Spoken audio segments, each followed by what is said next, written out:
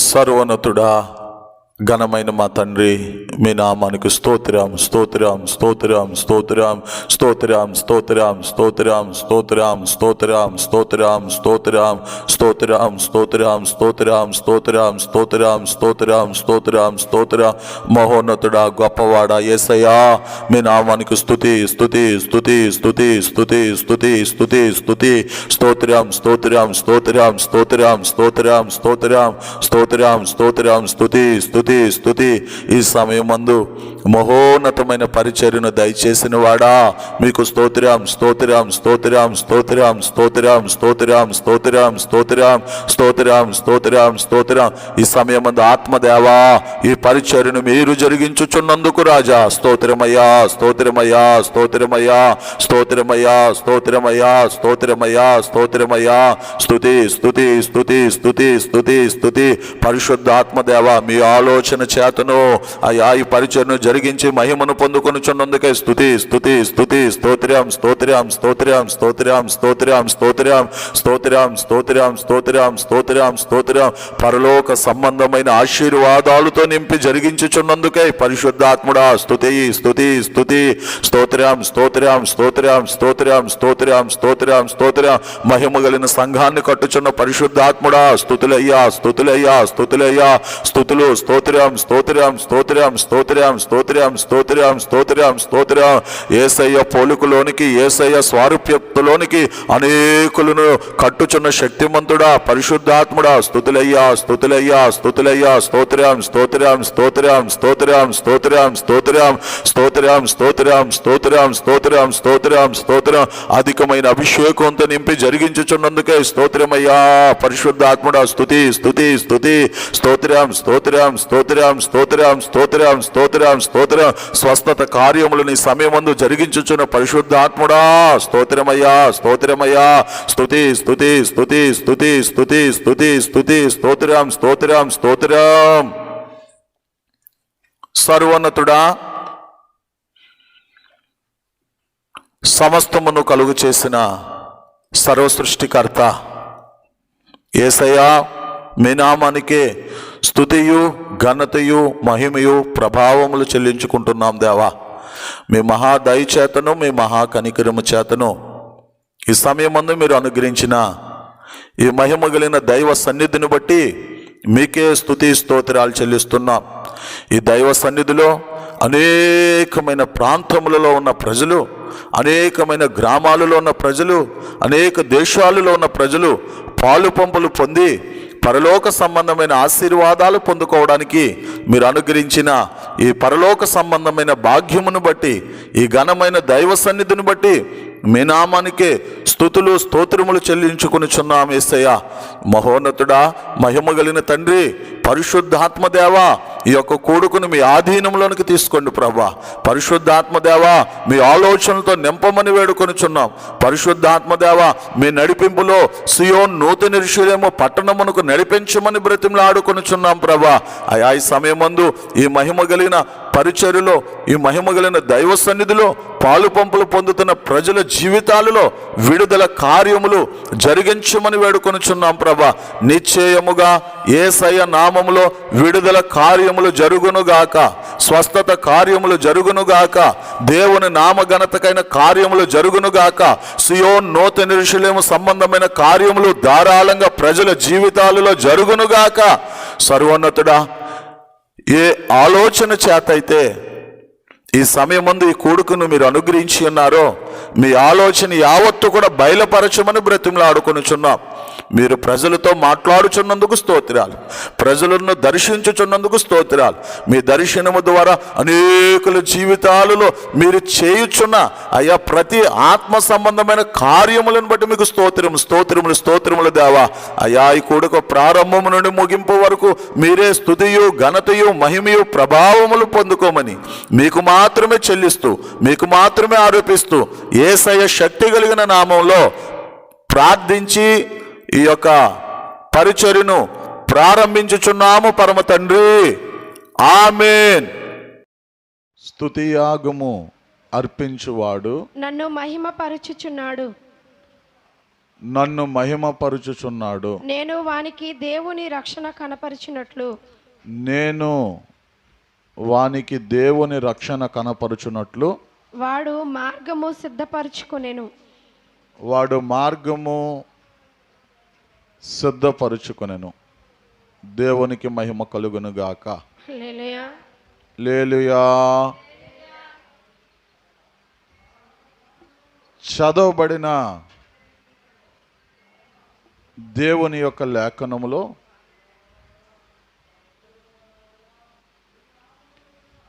ఒక మహిమ కలిగిన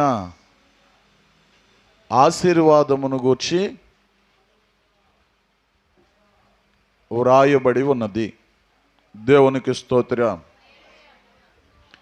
ఆ మహిమ కలిగిన ఆశీర్వాదము ఏమిటి అంటే, దేవుడు రక్షణను కనపరచబోచున్నాడు. దేవునికి స్తోత్రం.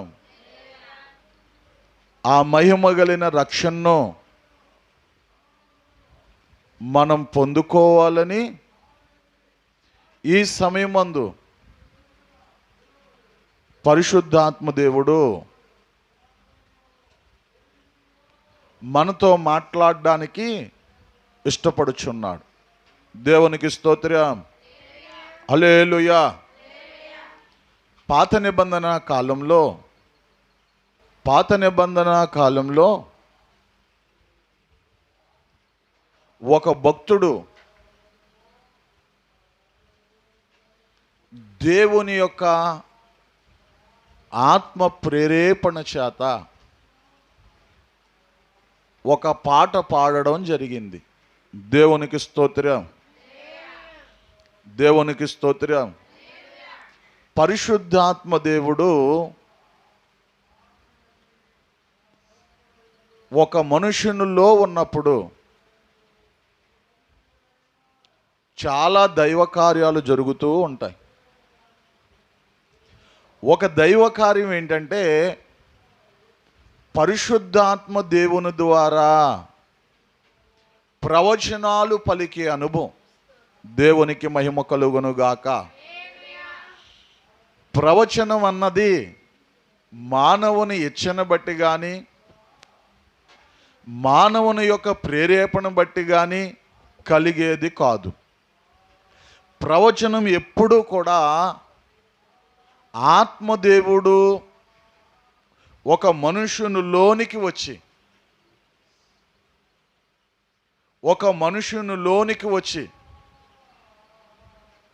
ఆత్మదేవుడు ఆ మనుషుని ప్రేరేపించినప్పుడు, ఆ మనుషుని యొక్క హృదయాన్ని పురుగొల్పినప్పుడు ప్రవచనం ఆ మనుషుడు దేవుని ఆత్మ ద్వారా పలకగలడు. దేవునికి స్తోత్రం. పేతురు రాసిన పత్రిక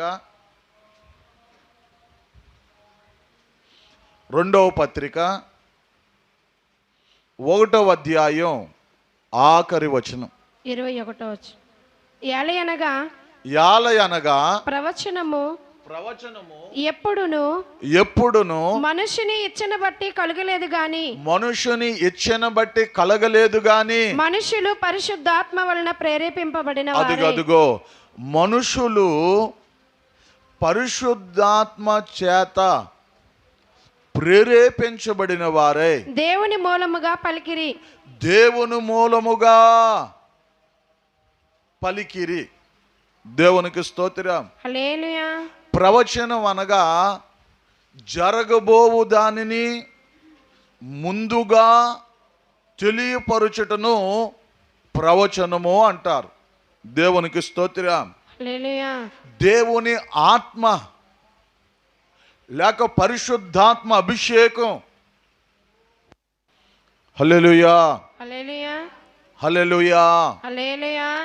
దేవుని ఆత్మ ఒకరిలోనికి వచ్చినప్పుడు, ఆత్మ ప్రేరేపించినప్పుడు ప్రవచనాలు పలుకుతారని దేవుని లేఖనాలు సెలవిస్తున్నాయి. దేవునికి స్తోత్రం. హల్లెలూయా. పాత నిబంధన కాలంలో ఒక మనుషుని యొక్క హృదయమును, దేవుని భక్తుని యొక్క హృదయమును ఆత్మదేవుడు ప్రేరేపించినప్పుడు అతడు పాట పాడడం మొదలుపెట్టాడు. దేవునికి స్తోత్రం. దేవునికి స్తోత్రం. ఆత్మ ప్రేరేపణ చేత 50వ సంకీర్తన వ్రాయబడి ఉన్నది. ఆత్మ ప్రేరేపణ చేత 50వ సంకీర్తన పాత నిబంధన కాలంలో పరిశుద్ధుడు పాడడం జరిగింది. దేవునికి స్తోత్రం. ఆత్మ చేత మనం నింపబడినప్పుడు మాట్లాడే మాటలు చాలా మహిమకరముగా ఉంటాయి. దేవునికి స్తోత్రం. ఆత్మ చేత నింపబడినప్పుడు, ఆత్మ ప్రేరేపించినప్పుడు, ఆ దైవ ప్రేరేపణ చేత మనం ఎప్పుడైతే పాటలు పాడుతూ ఉంటామో ఆ పాటల ద్వారా దేవునికి మహిమ కలుగుతూ ఉంటుంది. దేవునికి స్తోత్రం. ఆ పాటలు చాలా అభిషేకంతో నింపబడి ప్రజల యొక్క జీవితములకు ఆశీర్వాదకరంగా, దీవెనకరంగా, మహిమకరంగా, ఉపయోగకరంగా ఆ యొక్క పాటలు చాలా ఆశీర్వాదకరంగా ఉంటాయి. దేవునికి స్తోత్రం. దేవునికి స్తోత్రం. అభిషేకంతో నింపబడినప్పుడు పాడిన పాటలు చాలా చాలా ఆశీర్వాదకరంగా ఉంటాయి. దేవునికి స్తోత్రం. పాత నిబంధన కాలంలో పరిశుద్ధుడు దేవుని ఆత్మతో నింపబడి పాట పాడుతూ ఉన్నాడు. ఆ పాటలో ఒక ఆత్మ సంబంధమైన ఆశీర్వాదమును గూర్చి ప్రవచనాత్మకంగా అతడు పాడడం జరిగింది. ఏమని పాడడం జరిగిందంటే, దేవుని రక్షణ కనపరచబడినట్లు అతడు తన మార్గమును సిద్ధపరుచుకొనుచున్నాడు. దేవునికి స్తోత్రం. మరలా చదవండి అమ్మా. 50వ సంకీర్తన ఆఖరి చరణం. స్తుతియాగం అర్పించువాడు ఎవరైతే ఈ భూమి మీద జీవము కలిగిన దేవునికి స్తుతి యాగం అర్పించుచూ ఉంటాడో, చదవండి అమ్మా. నన్ను మహిమపరచుచున్నాడు. వాడు నన్ను మహిమపరుచుచున్నాడు. నేను వానికి దేవుని రక్షణ కనపరిచినట్లు, దేవుని యొక్క రక్షణ కనపరుచునట్లు వాడు మార్గము సిద్ధపరచుకొనెను. వాడు తన మార్గమును సిద్ధపరుచుకొనుచున్నాడు. దేవునికి స్తోత్రం. హల్లెలూయా. దేవునికి స్తోత్రం. దేవునికి స్తోత్రం. దేవుని సముఖములో కూడుకొని ఉన్న మనమందరము కూడా మార్గమును సిద్ధపరుచుకున్న వారుముగా ఉండాలి. దేవునికి స్తోత్రం. సిద్ధపరుచుకుని మనము ఉండాలని దేవుని యొక్క లేఖనాలు బయలుపరుస్తున్నాయి. రేపు మార్గం సిద్ధపరుచుకుంటాను, ఎల్లుండు మార్గము సిద్ధపరుచుకుంటాను, వచ్చే మాసము సిద్ధపరుచుకుంటాను, వచ్చే సంవత్సరం సిద్ధపరుచుకుంటాను. దేవుని యొక్క లేఖనాలు ఒప్పుకో. దేవునికి స్తోత్రం. దేవునికి స్తోత్రం. ప్రతి ఒక్కరు కూడా మార్గమును సిద్ధపరుచుకొని దేవుడు కనపరిచే రక్షణ కొరకు అత్యాశక్తితో మహిమగలిగిన నిరీక్షణ కలిగి ఎదురు చూస్తూ ఉన్నవారంగా మనం ఉండవలసిన వారమై ఉన్నాం. దేవునికి స్తోత్రం. దేవునికి స్తోత్రం. హల్లెలూయా. హల్లెలూయా. అసలు రక్షణ అనగానేమి? వింటున్నారండి? బాగా వినాలి. అసలు రక్షణ అనగానేమి? రక్షణ అనగా ఒక మానవుడు నిత్య మరణము నుండి తప్పించబడి నిత్య జీవాన్ని పొందుకొనుటను రక్షణ కార్యము అంటారు. దేవునికి స్తోత్రం. మరలా శ్రద్ధగా వినండి. రక్షణ అనగానేమి? రక్షణ అనగా ఒక మానవుడు నిత్య మరణము నుండి తప్పించబడి నిత్య జీవాన్ని పొందుకొనుటను రక్షణ కార్యము అని దేవుని లేఖనములు సెలవిస్తున్నాయి. దేవునికి స్తోత్రం. చాలామంది మరణము అనగా ఈ భూమి మీద మానవులు లేక మానవులను గురించి దేవుని యొక్క లేఖనం ఏం సెలవిస్తుందంటే, పుట్టినవాడు చనిపోక తప్పదు, లేక నువ్వు మన్ను నుండి తీయబడ్డావు గనుక తిరిగి మన్ను అయిపోతావని దేవుని లేఖనాలు సెలవిస్తున్నాయి. చాలామంది మరణం అంటే ఏమనుకుంటారంటే, 20 సంవత్సరాలు బ్రతికి ఎవరైనా మృతి పొందితే అతడు మరణించాడు అంటారు. 30 సంవత్సరాలు బ్రతికి అతడు మృతి పొందితే మరణించాడు అంటారు. 50 సంవత్సరాలు బ్రతికి అతడు మరణిస్తే మరణించాడు అంటారు. కానీ ఒక వ్యక్తి మరణించిన తర్వాత, బాగా వినాలి, లేక ఈ భూమిని విడిచిపెట్టి వెళ్ళిన తర్వాత అతడు నిత్య జీవానికైనా సంబంధించిన వాడుగా ఉండాలి, లేక నిత్య మరణానికి సంబంధించిన వాడుగా అయినా ఉండాలి. హల్లెలూయా. చేతులు ఉన్నవాళ్ళు హల్లెలూయా, హల్లెలూయా, హల్లెలూయా. ఒక వ్యక్తి లేక ఒక మనుషుడు భూమిని విడిచిపెట్టి వెళ్ళిన తర్వాత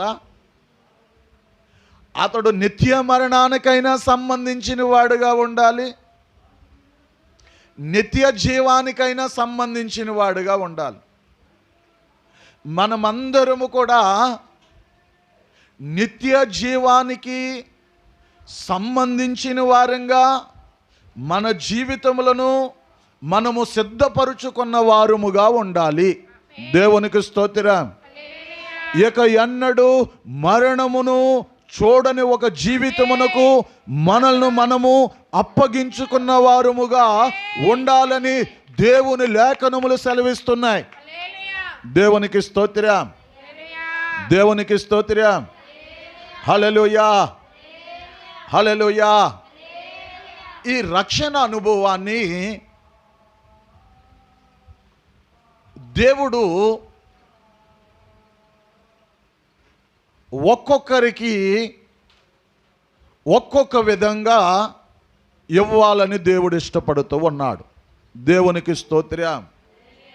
హల్లెలూయా, హల్లెలూయా, హల్లెలూయా, హల్లెలూయా, హల్లెలూయా. ఈ భూమి మీద ఉన్న సకల ప్రజలందరినీ కూడా,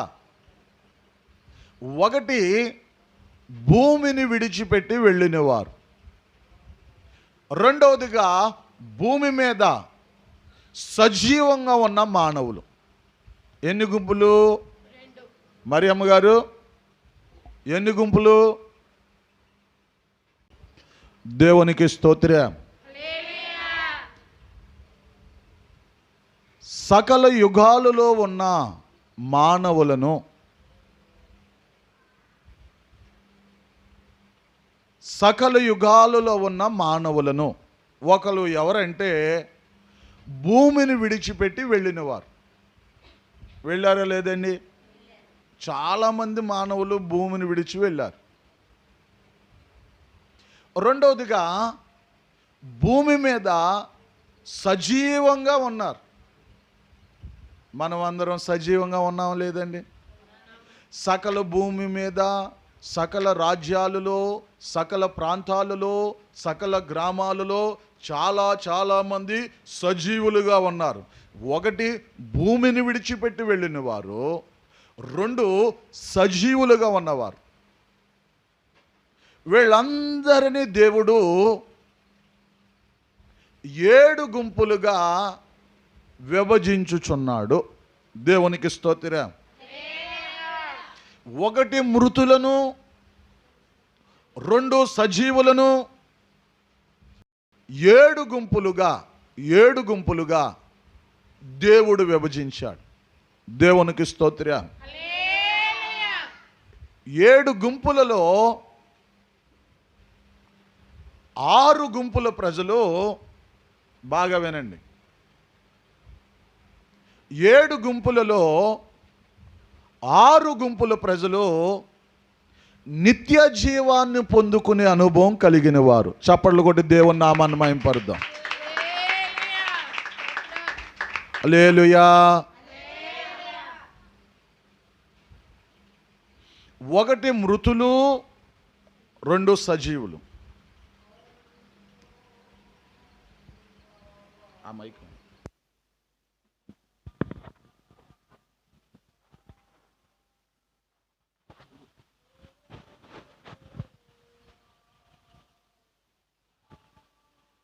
అందరు ఇలా చూడండి.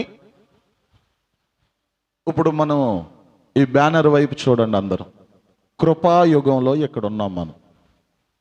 సకల యుగాలలో 1వ యుగం నుంచి 10వ యుగం, 10వ యుగానికి ముందు 9వ యుగం, ధవల సింహాసనపు న్యాయ తీర్పు. ఈ యొక్క సకల యుగాలలో ఉన్న ఈ సమయం వరకు ఉన్న మానవులందరినీ కూడా దేవుడు 7 గుంపులుగా విభజించుచున్నాడు. దేవునికి స్తోత్రం. 6 గుంపుల ప్రజలు నిత్య జీవానికి సంబంధించిన వారు. 1 గుంపు ప్రజలు నిత్య మరణానికి సంబంధించిన వాళ్ళు, లేక ఆరని అగ్నిగుండానికి సంబంధించిన వారు. 6 గుంపుల ప్రజలు నిత్య జీవమును, నిత్య రాజ్యములో ఉండే ప్రజలు. 1 గుంపు ప్రజలు ఎవరంటే నిత్య ఆరని అగ్నిగుండానికి సంబంధించిన ప్రజలు. ఎక్కడ నుండి మనసాక్షి కాలంలో ఎందరో ప్రజలు భూమిని విడిచిపెట్టి వెళ్ళారు. ధర్మశాస్త్ర కాలంలో ఎందరో ప్రజలు భూమిని విడిచిపెట్టి వెళ్ళారు. ఈ సకల యుగాలలో ఉన్న 1 మృతులు కావచ్చు, 2 సజీవులు కావచ్చు, అందరినీ 7 గుంపులుగా దేవుడు విభజించాడు. 7 గుంపులలో 6 గుంపుల ప్రజలు నిత్య జీవానికి సంబంధించిన వాళ్ళు. 1 గుంపు ప్రజలు ఎవరంటే నిత్య మరణానికి సంబంధించిన వాళ్ళు. దేవునికి స్తోత్రం. హల్లెలూయా, హల్లెలూయా. రక్షణ 6 గుంపులకు సంబంధించింది. మొదటి గుంపు రక్షణ అనగా మనం నేర్చుకున్నాం, మరణమును జయించి నిత్య జీవాన్ని పొందుకొనుట రక్షణ కార్యము. దేవునికి స్తోత్రం. హల్లెలూయా. మొట్టమొదటి గుంపు ఎవరంటే సకల యుగాలలో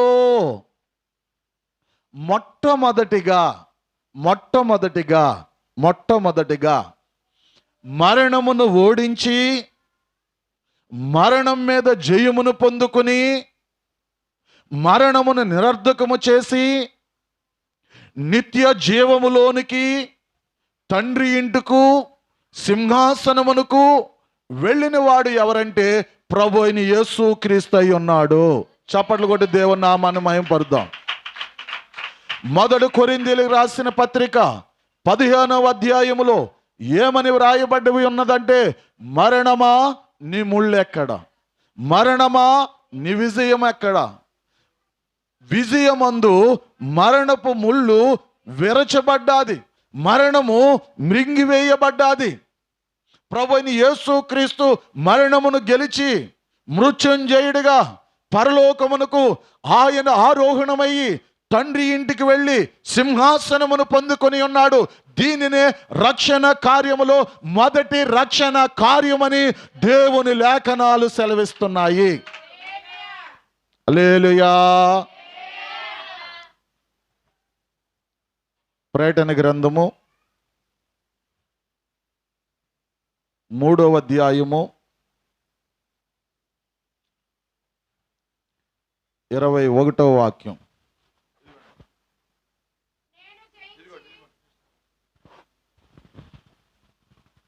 నేను జయించి నా తండ్రితో కూడా ఆయన సింహాసనమునందు కూర్చుండి ఉన్న ప్రకారము జయించు వానిని నాతో కూడా నా సింహాసనమునందు కూర్చుండనిచ్చెదను. అందరూ తలపై, నేను జయించి నా తండ్రి సింహాసనమును పొందుకున్నాను. ఏం జయించాడు యేసు ప్రభు? చాలా జయించాడు. లోకమును జయించాడు. అందరూ వినాలి. సాతాను మీద సంపూర్ణమైన జయమును పొందాడు.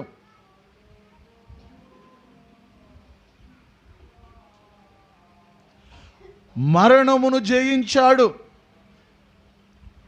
యేసు ప్రభు మరణమును ఓడించి మరణమును నిరర్ధకము చేసి హెబ్రీయులకు రాసిన పత్రిక 2వ అధ్యాయంలో మరణము అన్న బలము కలిగిన వాని యొద్దకు వెళ్ళి వానితో యుద్ధము చేసి వాణ్ణి ఓడించి మరణమును అపహాస్యం చేసి మరణమును నిరర్ధకము చేసి మరణమును ఓడించి ఆయన మొట్టమొదటిగా నిత్య జీవములో అత్యున్నతమైన స్థలములోనికి తండ్రి సింహాసనము యొద్దకు యేసు ప్రభు వెళ్ళి చేరుకొని ఉన్నాడు.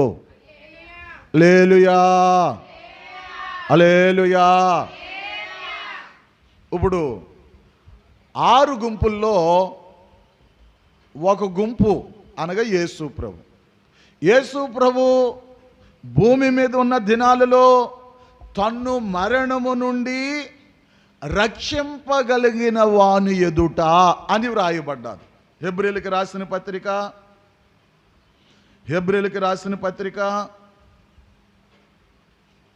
5వ అధ్యాయం 7వ వాక్యం. శరీరధారిగా ఉన్న దినములలో మహారోదనముతోను కన్నీళ్లతోను తన్ను మరణము నుండి రక్షింపగలవానికి ప్రార్థనలను యాచనలను సమర్పించి. ఇక్కడ ఒకసారి ఆగండి అమ్మా. తన్ను మరణము నుండి రక్షింపగలిగిన వాని ఎదుట యేసు ప్రభు కూడా శరీరధారిగా ఉన్న దినాలలో ఏమని ప్రార్థన చేస్తున్నాడంటే, దేని కొరకు కన్నీరు కారుస్తున్నాడంటే, దేని కొరకు యాచనలు సమర్పిస్తున్నాడంటే, దేని కొరకు విధేయత కలిగి ఉన్నాడంటే, దేని కొరకు శ్రమల ద్వారా విధేయతను నేర్చుకున్నాడంటే, మరణమును జయించే జీవితము కొరకు యేసయ్య కూడా భూమి మీద ఉన్న దినాలలో తన్ను మరణము నుండి రక్షింపగలిగిన వాని ఎదుట అనగా పరమ తండ్రి అయిన దేవుని ఎదుట. దేవునికి స్తోత్రం. యేసు ప్రభు ఆయన మరణమును జయించి రక్షణ పొందుకున్నవాడిగా, రక్షింపబడిన వానిగా సింహాసనమును చేరుకొని మొదట పునరుద్ధానపు వరసనియు మొదట రక్షణ కార్యమనియు దానిని యేసు ప్రభు సంపూర్తి చేసి ఉన్నాడు. దేవునికి స్తోత్రం. ఇప్పుడు 6 గుంపుల్లో ఒక గుంపు పూర్తి అయిపోయింది. ఇంకా ఎన్ని గుంపులు ఉన్నాయి? 5 గుంపులు. 5 గుంపులు. 5 గుంపులు. బాగా వినాలి.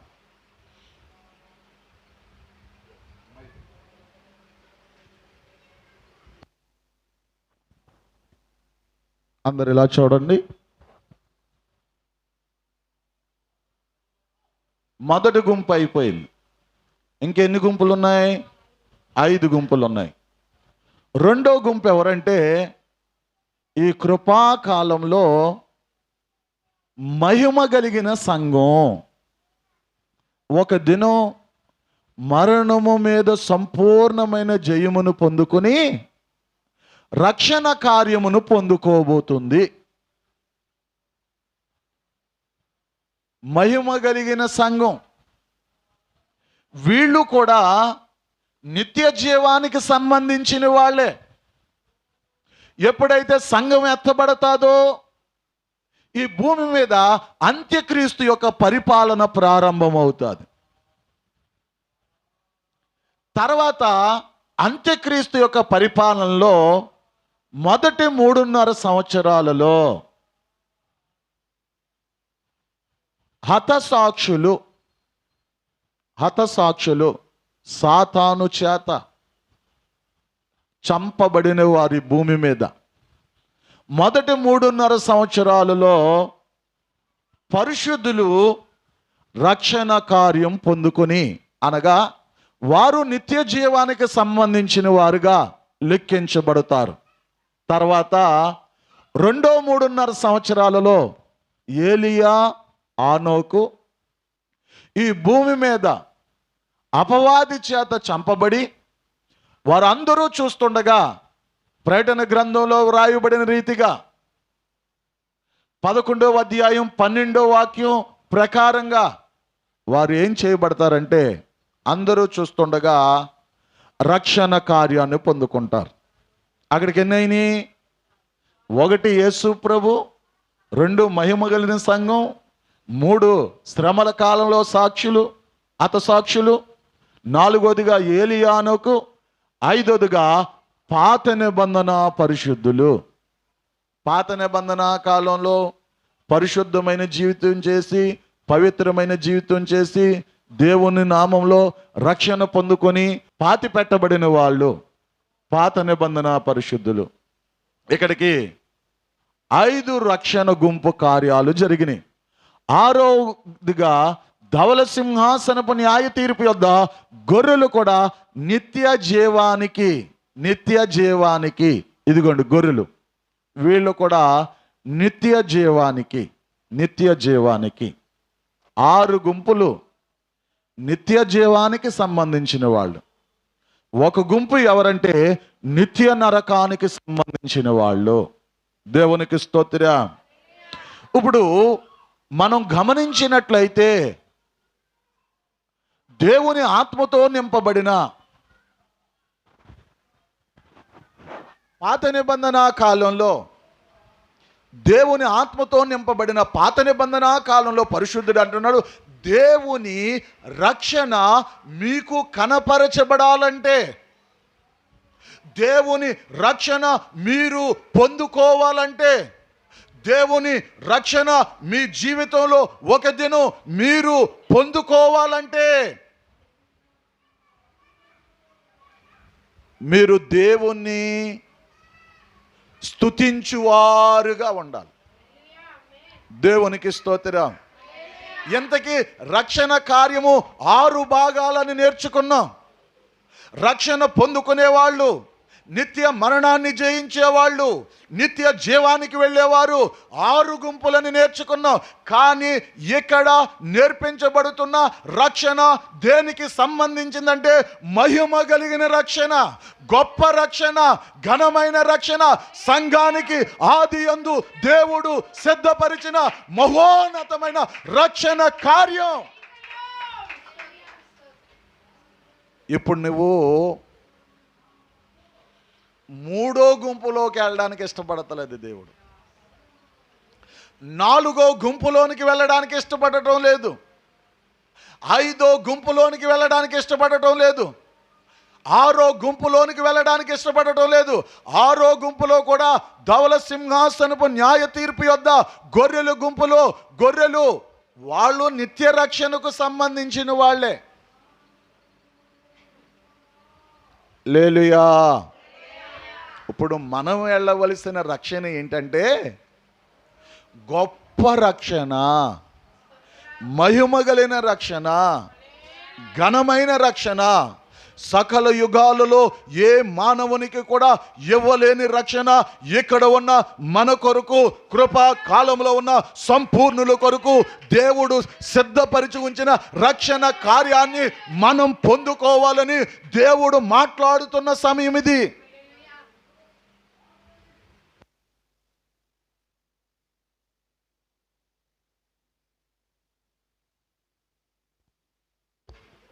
ఇప్పుడు ఆ రక్షణ కార్యం మనకి ఎలా దొరుకుతుంది? రక్షణ కార్యం అంటే ఏంటి? నిత్య మరణమును జయించి నిత్య జీవంలోనికి వెళ్ళితే రక్షణ కార్యం.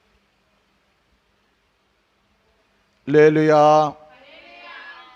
ఇప్పుడు ఆ రక్షణ మనకెలా దొరుకుతుందంటే, స్తుతియాగం అర్పించిన వాడు నన్ను మహిమపరుచుచున్నాడు. ఎవరైతే భూమి మీద స్తుతి యాగం దేవునికి అర్పిస్తారో, దేవునికి చెల్లిస్తారో వారి ద్వారా దేవుని నామము మహిమపరచబడతాది. అప్పుడు దేవుడు ఏం చేస్తాడంటే, ఒక దినము నా రక్షణ వాడికి కనపరచడానికి ఈ భూమి మీద వాడు ఏం చేస్తాడంటే నన్ను మహిమపరిచాడు, నాకు స్తుతుల యాగము అర్పించిన వాడై ఉన్నాడు. దేవునికి స్తోత్రం. హల్లెలూయా, హల్లెలూయా. హెబ్రీయులకు రాసిన పత్రిక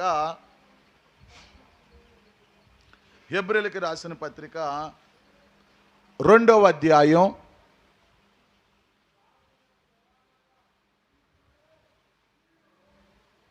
4 నుంచి చదవండి అమ్మా. ఎంత గొప్ప రక్షణను మనము నిర్లక్ష్యము చేసిన ఎడల ఎలాగ తప్పించుకుంటాము? అట్టి రక్షణ ప్రభువు బోధించుట చేత ప్రారంభమై. చాలమ్మా, తలల పైకెత్తి వినండి. ఇప్పుడు మనకు నేర్పించబడే రక్షణ, హల్లెలూయా, హల్లెలూయా, హల్లెలూయా, హల్లెలూయా.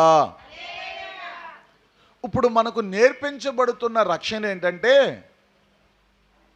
మహిమ కలిగిన రక్షణ, గొప్ప రక్షణ, ఘనమైన రక్షణ.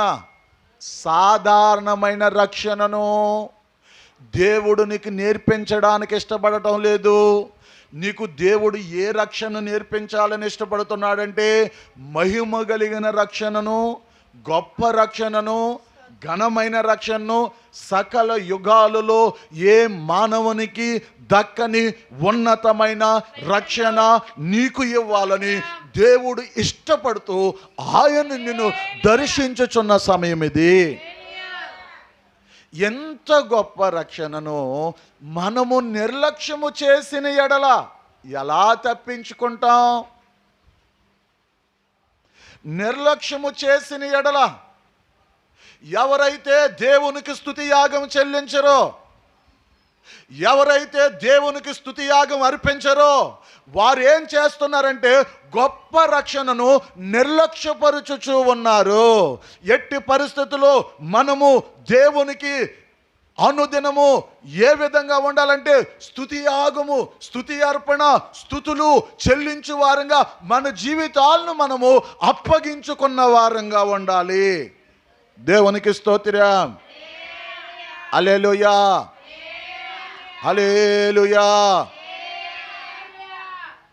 అట్టి రక్షణ ప్రభువు బోధించుడు చేత ప్రారంభమాయను. ఇప్పుడు గొప్ప రక్షణ ఎలా ప్రారంభమైంది? సంఘానికి సంబంధించిన రక్షణ ఎలాగ ప్రారంభమైంది? మరి శ్రేష్టమైన పునరుద్ధానము చెందే అనుభవాలు ఎలా ప్రారంభమైనాయి అంటే యేసుక్రీస్తు బోధించుట చేత ప్రారంభమయ్యింది. ఇప్పుడు యేసుక్రీస్తు బోధించుట చేత గొప్ప రక్షణ ప్రారంభమయ్యింది. అంటే మనందరికీ కూడా గొప్ప రక్షణ కలగాలని ప్రభువు ఏం చేశాడంటే పరలోకమును విడిచిపెట్టాడు. బాగా వినాలి. మొట్టమొదటిగా పరలోకమును విడిచిపెట్టాడు. రెండవదిగా సింహాసనమును విడిచిపెట్టాడు. మూడవదిగా దేవునితో సమానంగా ఉండే అనుభవాన్ని విడిచిపెట్టాడు. నాలుగవదిగా దేవుని పోలికను విడిచిపెట్టాడు. ఐదవదిగా దేవదూతల యొక్క ఆరాధన విడిచిపెట్టాడు. ఆరోదిగా ఎవరు సమీపింపరాని తేజస్సుని విడిచిపెట్టాడు. ఏడవదిగా మట్టి ఘటాన్ని ధరించుకోవడానికి ఆయన ఇష్టపడ్డాడు. ఇప్పుడు మనం స్తుతులు అనే యాగాన్ని ప్రతి దినము మన అంతరంగములో నుండి మన దేహములో నుండి పరమ తండ్రి అయిన దేవునికి స్తుతి యాగము అర్పించబడాలి.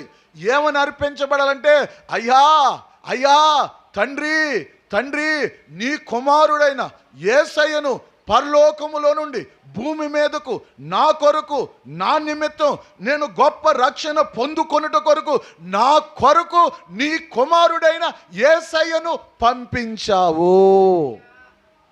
ఇప్పుడు మనం ప్రతిరోజు ఏం చేయాలంటే స్తుతించాలి. ప్రతిరోజు ఏం చేయాలంటే స్తుతించాలి. దేని కొరకు స్తుతించాలి?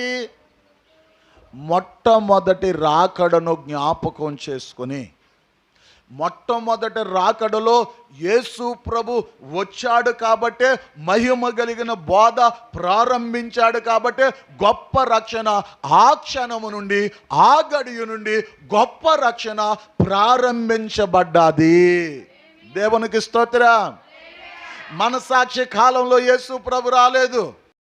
ధర్మశాస్త్ర కాలము జరుగుతుండగా యేసు ప్రభు దిగి వచ్చిన వెంటనే మార్చబడిన కాలము ప్రారంభించబడ్డాది. యేసు ప్రభు నీ కొరకు నా కొరకు పరలోకాన్ని విడిచిపెట్టడానికి సంపూర్ణంగా యేసు ప్రభు ఇష్టపడ్డాడు.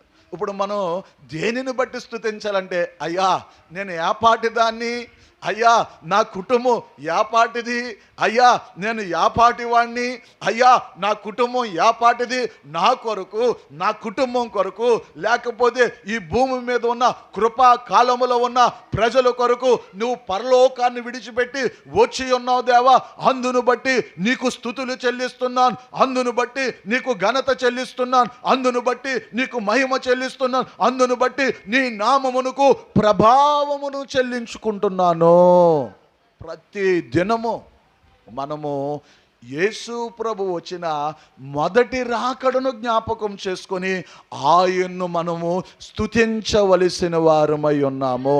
ఆయన రాబట్టకే రక్షణను గూర్చి గొప్ప రక్షణను గూర్చి బోధ ప్రారంభించబడ్డాది. దేవునికి స్తోత్రం. రెండవదిగా దేవుని సింహాసనమును మన కొరకు విడిచిపెట్టాడు. మన కొరకు విడిచిపెట్టాడు.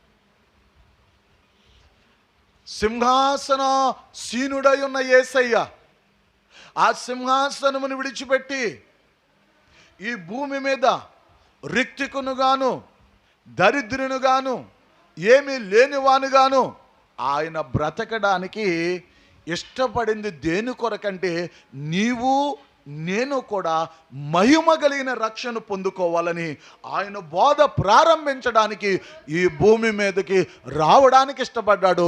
దానిని బట్టి మనము దేవుణ్ణి స్తుతించవలసిన వారమై ఉన్నాము. దేవునికి స్తోత్రం.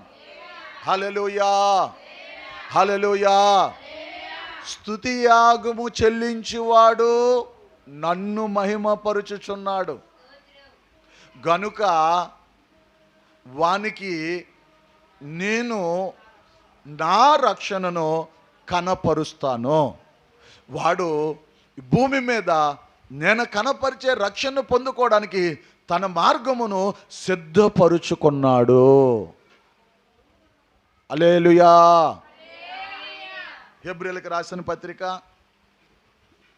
2వ అధ్యాయం చదవండి అమ్మర్లా 4వ వాక్యం. ఎంత గొప్ప రక్షణను మనము నిర్లక్ష్యము చేసిన ఎడల ఎలా తప్పించుకుంటారు? అట్టి రక్షణ ప్రభువు బోధించుట చేత ఆరంభమై. చాలమ్మ అందరూ తల్ల పైకెత్తి వినండి అమ్మా.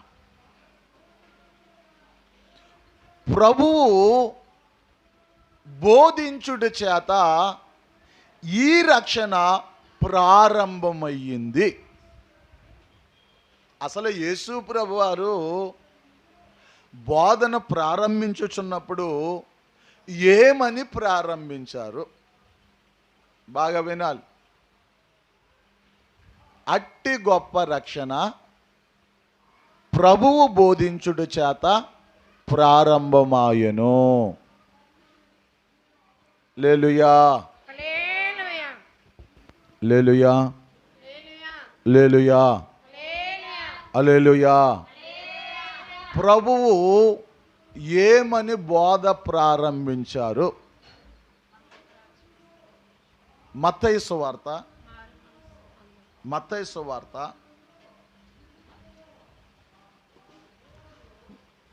4వ అధ్యాయం 17వ వాక్యము. అప్పటి నుండి యేసు పరలోక రాజ్యము సమీపించుచున్నది గనుక మారు మనస్సు పొందుడని చెప్పుచు ప్రకటింప మొదలు పెట్టెను. చాలమ్మా, అందరూ తల్ల పైకెత్తి వినండి.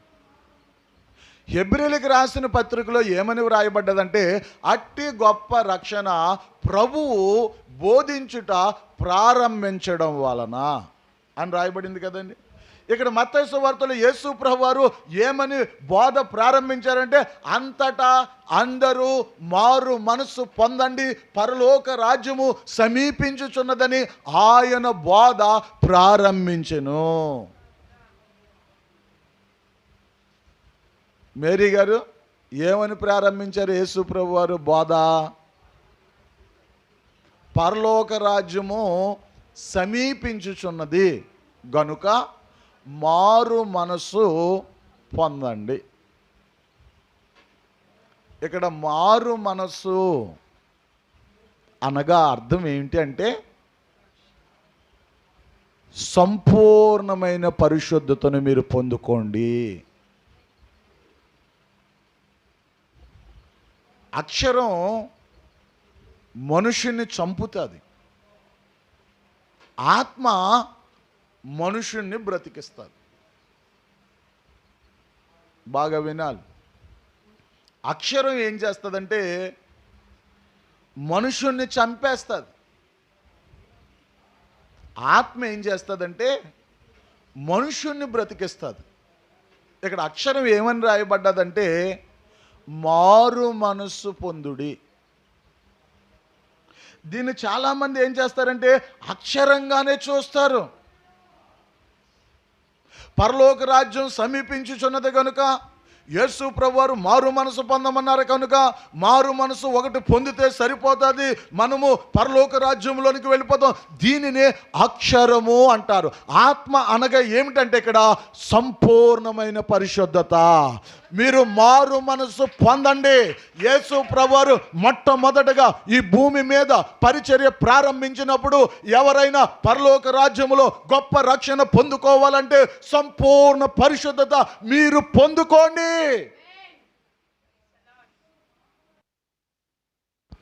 హల్లెలూయా. అందరూ శ్రద్ధగా వినండి. యేసు ప్రభువారు ఈ భూమి మీదకు వచ్చి బోధ ప్రారంభించడం వల్ల గొప్ప రక్షణ ప్రారంభమైంది.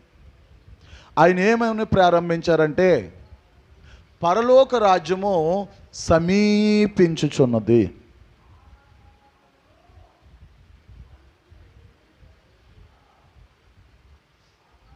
ఎవరికి అర్థం కాలేదు. కరోనా రోగం రాజమండ్రిలోనికి సమీపించుచున్నది గనుక మీరందరూ తగు జాగ్రత్తలు తీసుకొనవలెను.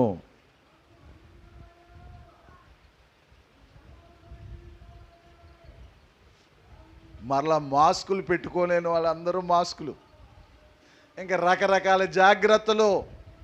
ఇక్కడ జీవము కలిగిన యేసయ్య భూమి మీదకు వచ్చాడు. పరలోక రాజ్యము సమీపించుచున్నది. అమెరికా కోసం దేవుడు మాట్లాడలేదు, పాకిస్తాన్ కోసం దేవుడు మాట్లాడలేదు, ఇంగ్లాండ్ కోసం దేవుడు మాట్లాడలేదు, చైనా కోసం దేవుడు మాట్లాడలేదు. దేవుడు మాట్లాడినది దేని కొరకు మాట్లాడంటే, పరలోక రాజ్యము, నిత్య రాజ్యము, యుగ యుగాలు ఉండే రాజ్యము మానవులకి సమీపముగా ఉందని దేవుడు మాట్లాడి ఉన్నాడు. దేవుడు మాట్లాడిన ఏ మాట అయినా సరే అది నిరర్ధకము కాదు.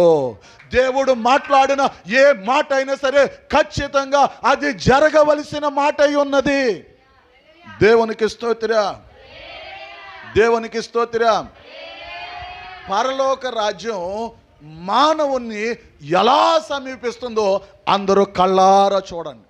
దేవునికి స్తోత్రం, హల్లెలూయా. అందరూ ఇలా చూడండి. ఎక్కడ నుండి ఎక్కడ వరకు ఉన్న దాని అంతటనే కూడా పరలోక రాజ్యం అంటారు. ఏ రాజ్యం అమ్మా? పరలోక రాజ్యం. ఇప్పుడు యేసు ప్రభువు ఏమన్నారు? పరలోక రాజ్యం సమీపించుచున్నది కనుక మీరు మారు మనసు పొందండి. బయట ఉన్నవాళ్ళు, బయట ఎవరున్నారు? వింటున్నారా? హల్లెలూయా, హల్లెలూయా. పరలోక రాజ్యము మానవుని సమీపించుచు ఉన్నది. ఎలా సమీపిస్తుంది? మొట్టమొదటిగా ఒక మానవుని సమీపించేది సియోను కొండ. రెండవదిగా మానవుని సమీపించేది ఏమిటంటే నూతన యెరూషలేము. 2 స్వాస్యాలు అయిపోయినాయి. మూడవదిగా సమీపించేది నూతన ఆకాశం. నాలుగవదిగా సమీపించేది నూతనమైన భూమి. మరలా ఒకసారి చూడండి. ఈ పరలోక రాజ్యం మానవుని దగ్గరికి ఎలాగొస్తుందంటే, మొట్టమొదటిగా పరలోకంలో ఒక అత్యున్నతమైన స్థలాన్ని దేవుడు సంపూర్తి చేస్తాడు. దీన్నే సియోను కొండ. రెండవదిగా నూతన యెరూషలేమును దేవుడు సంపూర్తి చేస్తాడు.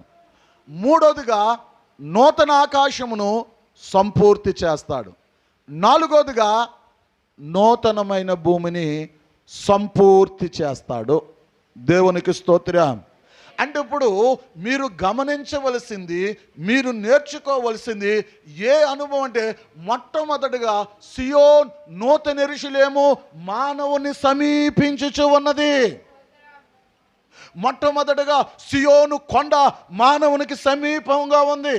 మొట్టమొదటిగా సియోను కొండ, ఆ తర్వాత నూతన యెరూషలేము మానవునికి సమీపంగా ఉంది. ఇప్పుడు యేసు ప్రభు చెప్పిన బోధ, ప్రకటించిన బోధ, తెలియపరిచిన బోధ ఏంటంటే, మొట్టమొదటిగా పరలోక రాజ్యము ఎలా సమీపిస్తుందంటే, సియోను కొండ, నూతన యెరూషలేము మానవుని యొద్దకు వస్తుండగా మీరు సమీపస్తులుగా ఉండండి.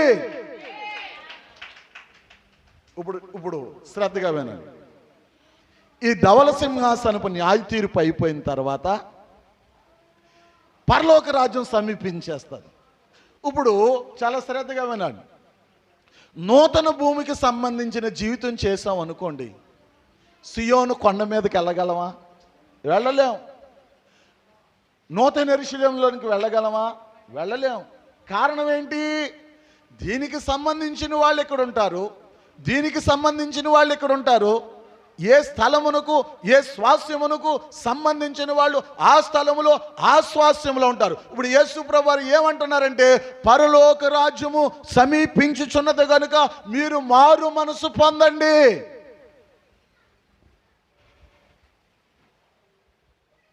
హల్లెలూయా. మారు మనసు అనగా 7 అనుభవాలను సూచిస్తుంది. సియోను కొండను సంపాదించుకోవాలంటే, నూతన యెరూషలేమును సంపాదించుకోవాలంటే మారు మనసు అవసరం. 7 అనుభవాల్లో ఒక వ్యక్తి మారు మనసు పొందితే అతడు సియోను కొండను కావచ్చు, నూతన యెరూషలేమును కావచ్చు, అతడు సంపాదించుకుంటాడు. దేవునికి స్తోత్రం. హల్లెలూయా. మొట్టమొదటగా మారు మనసులో ఉన్న అనుభవం ఏమిటి? మారు మనసు మొదటి అనుభవం. మారు మనసు మొదటి అనుభవం. మొదటి అనుభవం ఏంటంటే, పాపములో ఉన్న ఒక వ్యక్తి, ఎవరైనా సరే, డాక్టర్ అయినా కావచ్చు, ఇంజనీర్ అయినా కావచ్చు, కూలి పనుడైనా కావచ్చు, లేకపోతే ఎవరైనా ఈ భూమి మీద ఒక వ్యక్తి పాపములో ఉన్నట్లయితే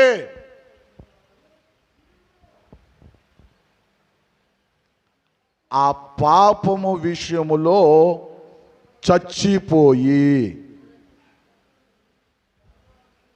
నూతనమైన జీవితమును చేయడానికి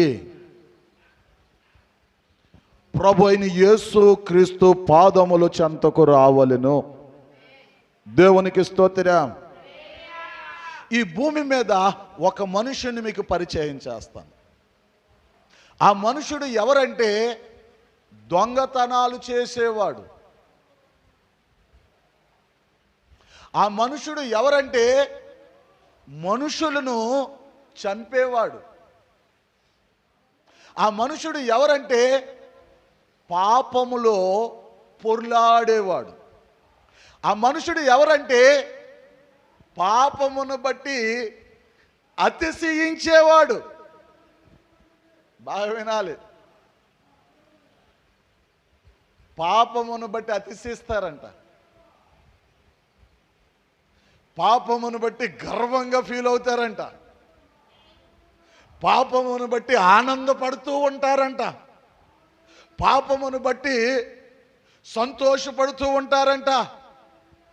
ఆ మానవుడు ఎవరంటే, పాపములో పొర్లాడినవాడు, పాపములో ఆనందించినవాడు, పాపాన్ని బట్టి అతిశయించినవాడు, పాపం వల్ల సంపాదించే ధనమును బట్టి తన జీవితమును లగ్జరీగా గడుపుకునేవాడు. ఒకసారి ఏం జరిగిందంటే, అతను పాపం పండింది. బాగా వినండి. అతనికి ఏం చేశారంటే, సిలువ వేశారు. సిలువ మీద ఉన్న ఎడమ వైపు దొంగ. అతని జీవితం ఏంటి? 1 పాపపు జీవితం, 2 పాపములో పొర్లాడేవాడు, 3 పాపమును బట్టి అతిశయించేవాడు, 4 పాపమును బట్టి గర్వపడేవాడు, 5 పాపమును బట్టి డబ్బు సంపాదించేవాడు. ఇప్పుడు కొన్ని క్షణాల్లో అతను ప్రాణం పోబోతుంది. కొన్ని క్షణాల్లో అతను ప్రాణం పోబోతుంది.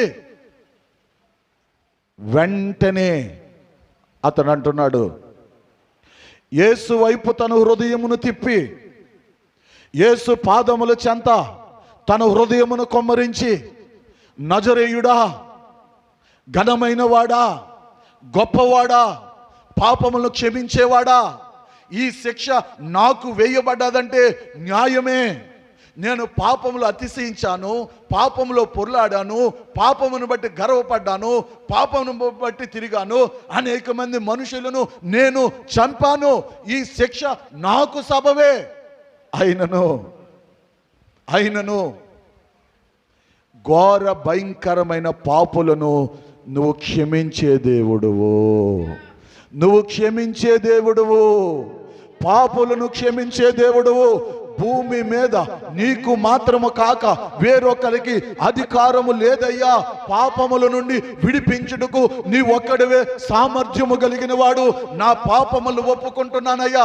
పాపములో నేను అతిశయించాను, పాపములో నేను గర్వపడ్డాను, పాపమును బట్టి డబ్బు సంపాదించాను, పాపమును బట్టి విచ్చలవిడిగా తిరిగాను. అయితే నా ప్రతి పాపములు నీ సన్నిధిలో ఒప్పుకుంటున్నాను. నీ రాజ్యముతో వచ్చినప్పుడు నన్ను నీవు జ్ఞాపకము చేసుకో ప్రభువా. మన దేవుని కోసం ఏమని రాయబడ్డదంటే సంకీర్తనలో 86వ సంకీర్తన 5వ చరణం. 86వ సంకీర్తన 5వ చరణం.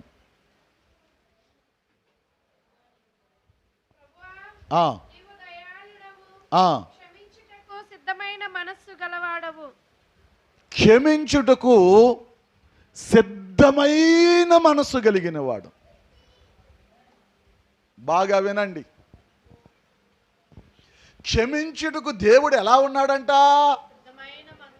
సిద్ధంగా ఉన్నాడంట. ఈ భూమి మీద ఎంతమంది అయితే పాపులు ఉన్నారో వారు క్షమించమని ఒక్క మాట పలుకితే దేవుడు క్షమించడానికి సిద్ధంగా ఉన్నాడు. ఈ ఉదయకాల సమయంలో మన మధ్యన ఎవరు సంచరించుచున్నారంటే పాపములను క్షమించే దేవుడు సంచరించుచున్నాడు. పాపముల నుండి విడిపించే దేవుడు సంచరించుచున్నాడు.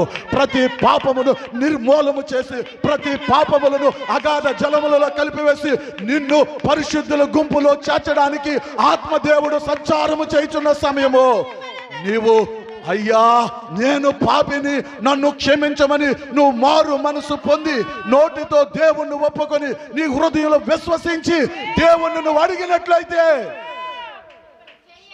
నజరేయుడైన యేసయ్య పాపములను క్షమించడానికి మన మధ్యన ఆత్మస్వరూపిగా సంచరించుచున్న సమయము. చప్పట్లు కొట్టడం కాదు, చప్పట్లు కొట్టడం కాదు, వాక్యం వినడం కాదు, వాక్యము విన్నదానికి లోబడేవారే ఆయనకు కావాలి. వాక్యమునకు లోబడి పాపములు ఒప్పుకొని పాపము చెయ్యని జీవితానికి మిమ్మును మీరు అప్పగించుకోవడమే ఆయనకి కావలసి ఉన్నది. పరలోక రాజ్యము సమీపించేస్తుంది, సమీపించేస్తుంది, ఆల్రెడీ బయలుదేరిపోయింది. భారతదేశం కాదు, ఇది ఏ దేశమో తెలుసండి? రోగాలతో నింపబడిన దేశం. ఇది ఏ దేశమో తెలుసండి? భయంకరమైన కక్షలతో నింపబడిన దేశం.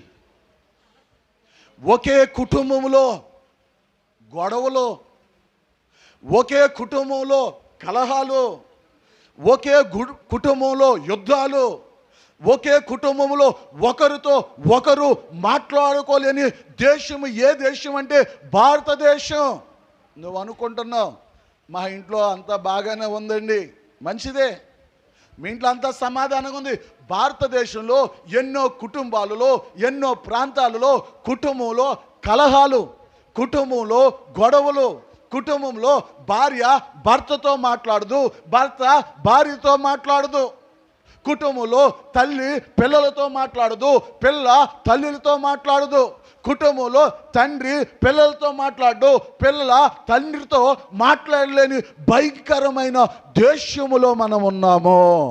ఇప్పుడు దేవుడు మాట్లాడుతున్న మాట ఏంటంటే, నేను చెబుతున్న రాజ్యం, నేను చెప్తున్న దేశం, అక్కడ కలహాలు ఉండవు, అక్కడ కొట్లాట ఉండదు, అక్కడ అసమాధానం ఉండదు, అక్కడ రోగాలు ఉండదు, అక్కడ కుట్రలు ఉండవు, అక్కడ కుతంత్రాలు ఉండవు. ఆ రాజ్యం ఏ రాజ్యం అంటే నిత్యలమైన, నిర్మలమైన, ప్రశస్తమైన, మహిమ కలిగిన దేవుని యొక్క సన్నిధితో నింపబడిన పరలోక రాజ్యం సమీపించుచున్నది,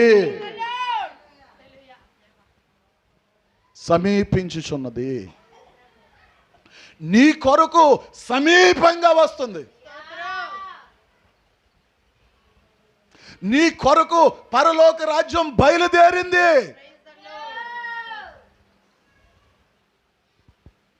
నీ కొరకే. నీ కొరకే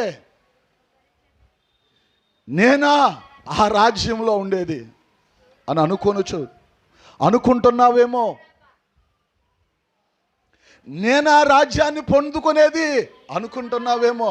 దేవా కృప నాకు ఆ భాగ్యం దక్కుతాదా అని నువ్వు అనుకుంటున్నావేమో. ఆ ధన్యత నాకు దక్కుతాదా అని నీ హృదయంలో అనుకుంటున్నావేమో. నీకన్నా భయంకరమైన వాడిని శిలువ మీద దొంగ వాడు సామాన్యమైన వాడు కాదు, మనుషుల్ని చంపేవాడు. ప్రతిరోజు మనుషుల్ని చంపితేనే కానీ వాడికి నిద్ర పట్టేది కాదు. నక్సలైట్లు మార్చాడు దేవుడు,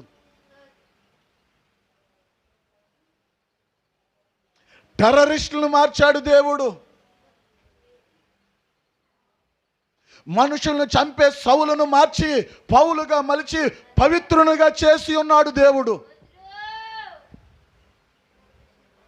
ఇది ఏ సమయం అంటే క్షమించుటకు సిద్ధ మనసు కలిగిన దేవుడు నీ ఎదుట నిలబడి నువ్వు క్షమించమని ఒక్క మాట పలుకుతావేమోని దేవుడు నీ హృదయము తట్టు అతడు కన్నులు రెండు తెరిచి నీ హృదయం వైపు చూస్తున్న సమయం ఇది.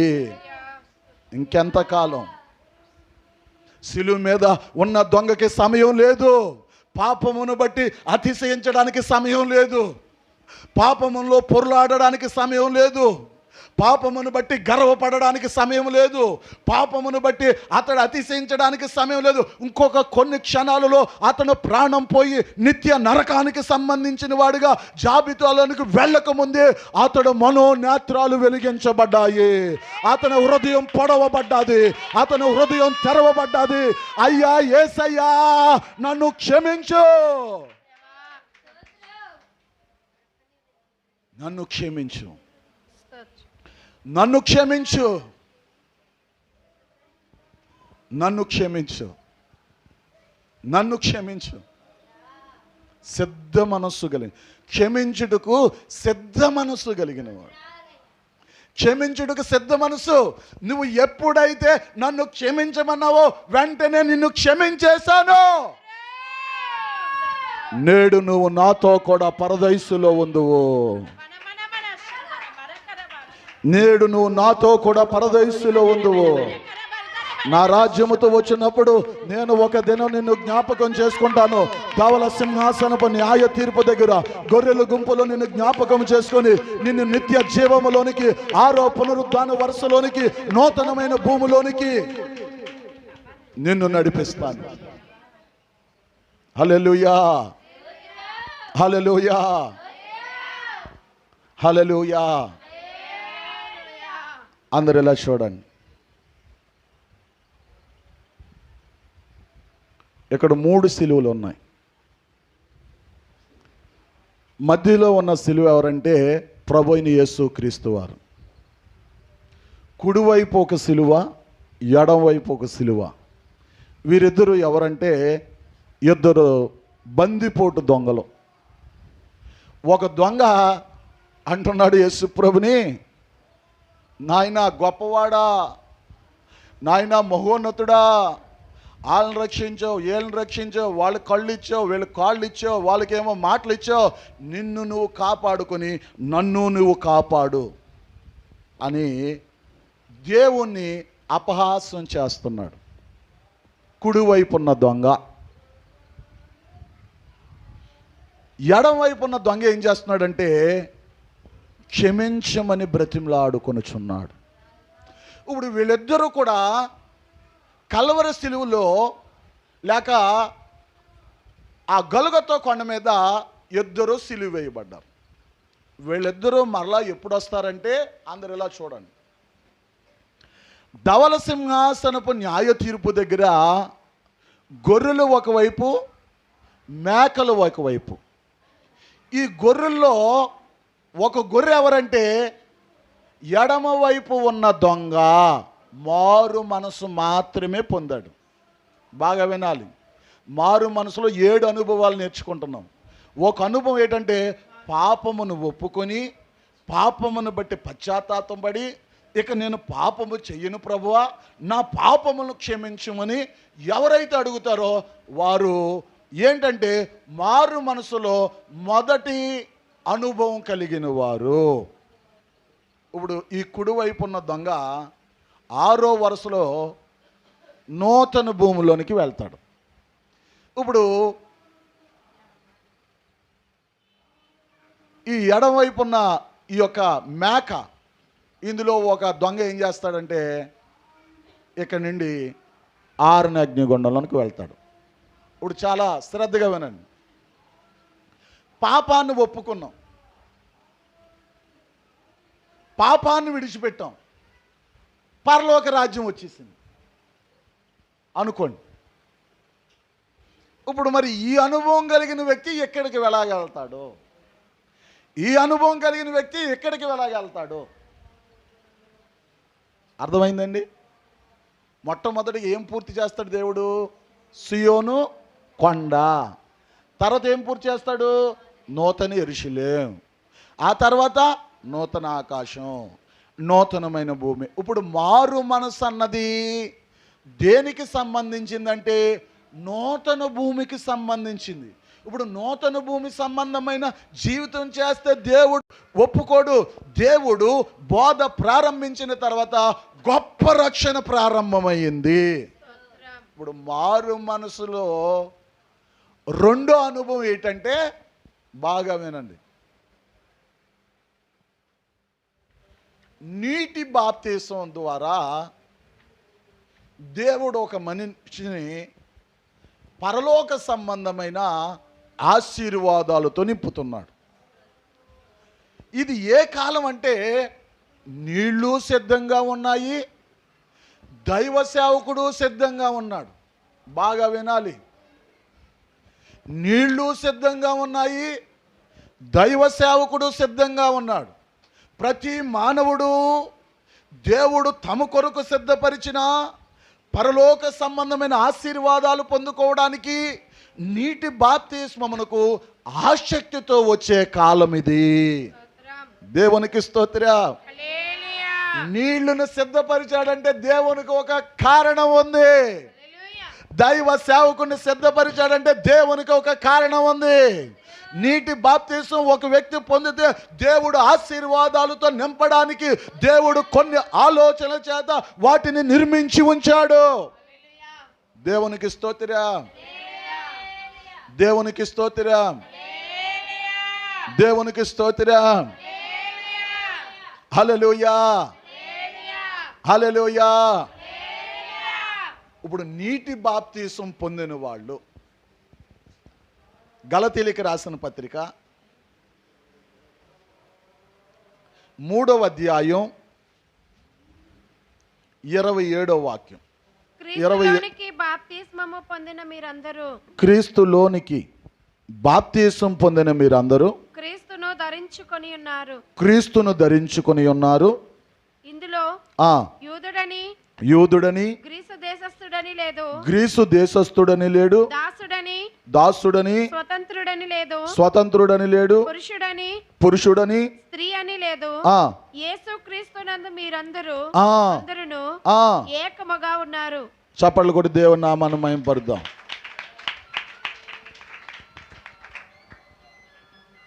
ఒకటి మనం ఏం నేర్చుకున్నాం? మారు మనసులో మొదటి అనుభవం ఏంటంటే పాపములను ఒప్పుకొని చెప్పాలి. మొదటగా మారు మనసులో అనుభవం ఏంటంటే పాపములను ఒప్పుకొని పాపములతో పశ్చాత్తాపడి దేవుని సన్నిధిలో క్షమించమని విడిగి ఆ పాపముల నుంచి విడిపించబడుట మారు మనసు. రెండోదిగా ఇక్కడ పౌలు తెలియపరుస్తున్నాడు, నీటి బాప్తిసం పొందిన మీరందరూ క్రీస్తును ధరించుకున్నారు. క్రీస్తును ధరించుకున్నారు. సినిమా యాక్టర్ను కాదు,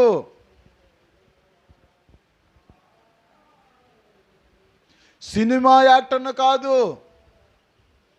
సినిమా హీరోయిన్ను కాదు. మీరు ఎప్పుడైతే నీటి బాప్తిసం పొందారో వెంటనే దేవుడు పరలోకము నుండి ఆశీర్వాదమును విడుదల చేసి క్రీస్తులోనికి బాప్తీసం పొందిన మీరందరూ క్రీస్తును ధరించుకున్నారు అని మళ్ళా అంటున్నాడు. యూదుడని లేదు, యూదుడని లేడు, గ్రీసు దేశస్థుడని లేడు, దాసుడని లేడు, స్వతంత్రుడని లేడు, పురుషుడని లేడు, స్త్రీ అని లేదు, అందరూ క్రీస్తులో ఏకమై ఉన్నారు. బాగా వినండి. బాప్తీసం పొందిన వాళ్ళ కోసం పౌలు అంటున్నాడు, పరిశుద్ధాత్మ దేవుడు అంటున్నాడు, మీరందరూ ఎప్పుడైతే నీటి బాప్తీసం పొందారో, మీరందరూ ఎప్పుడైతే నీటి బాప్తీసం పొందారో, యూదుడని లేడు, గ్రీసు దేశస్థుడని లేడు. యూదుడు అనగా ఇశ్రాయేలీయుడు, గ్రీసు దేశస్థుడు అనగా అన్యజనులు. యూదుడని లేడు, అన్యజనుడని లేడు. యూదుడని లేడు, గ్రీసు దేశస్థుడు లేడు. రెండోదిగా స్వతంత్రుడని లేదు, దాసుడని లేడు. స్వతంత్రుడు అంటే ఏంటి, దాసుడు అంటే ఏంటి? వాడుక భాష బైబిల్లో ఉంది. దాసుడు అనగా బానిస, బానిస. స్వతంత్రుడు అనగా యజమాని, యజమాని అని లేదు, దాసుడు అని లేడు. మూడోదిగా పురుషుడని లేదు, స్త్రీ అని లేదు. ఇప్పుడు అంటున్నాడు గలతీ సంఘంతో, ఓ గలతీ సంఘంలారా, మీ జీవితాన్ని మీరు ఎలా ప్రారంభించారంటే, మీరు మొదట ఆత్మానుసారమైన స్థితిలో ప్రారంభించారు. ఇప్పుడు శారంగా మీ జీవితములను మీరు ముగిస్తారా? ఎట్టి పరిస్థితుల్లో ముగించడానికి వీల్లేదు. ఎప్పుడైతే మీరు నీటి బాప్తీసం పొందారో అప్పుడు మీరు ఏ అనుభవంలో ఉన్నారంటే, ఉదాహరణకు వినండి. ఇవ్వండి, ఇక్కడ ఇద్దరు ఉన్నారు.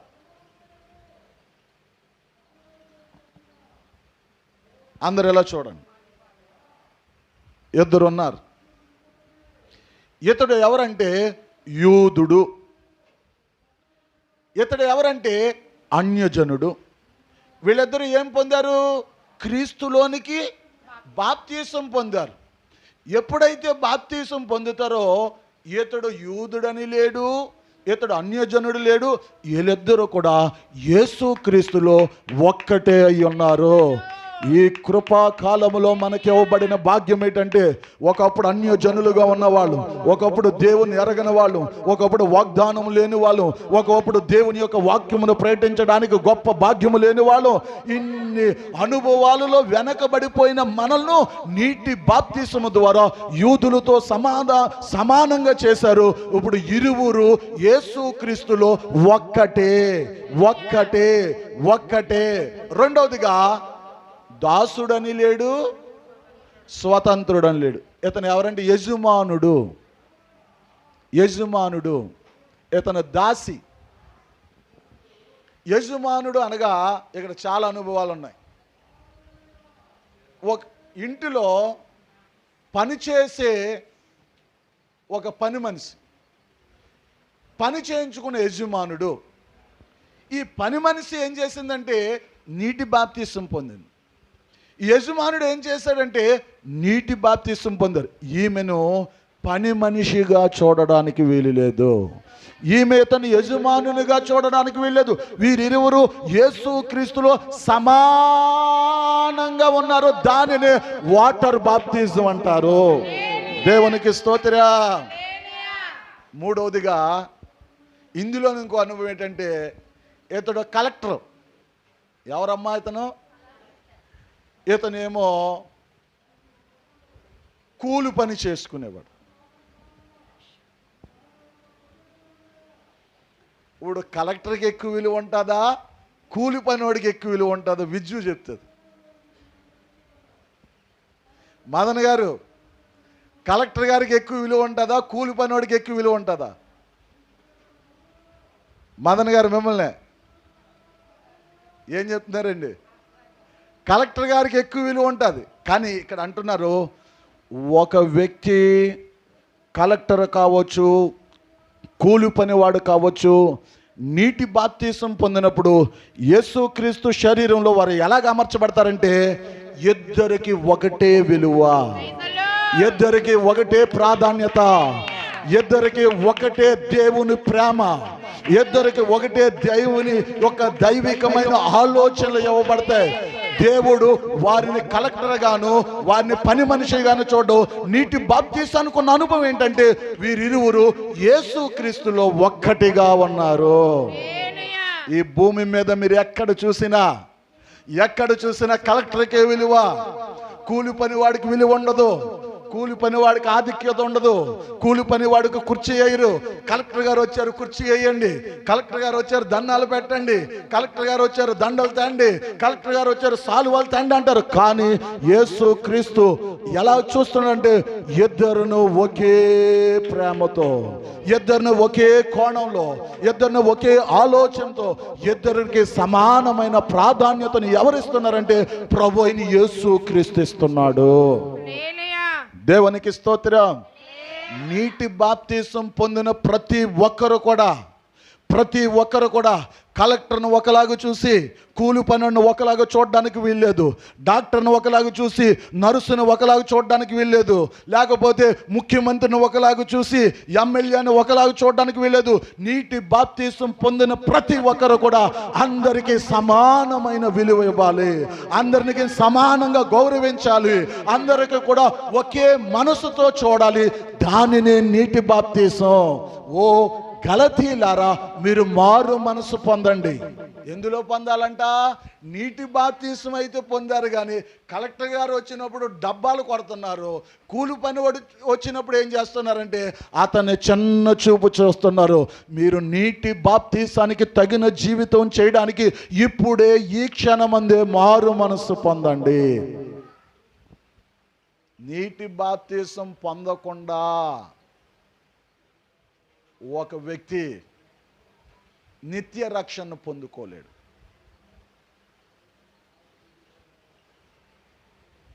కూలి పనోడు కావచ్చు, కలెక్టర్ కావచ్చు, డాక్టర్ కావచ్చు, ఎవరికైనా మన మందిరంలో ఒకటే ప్రాధాన్యత ఇవ్వబడుతుంది.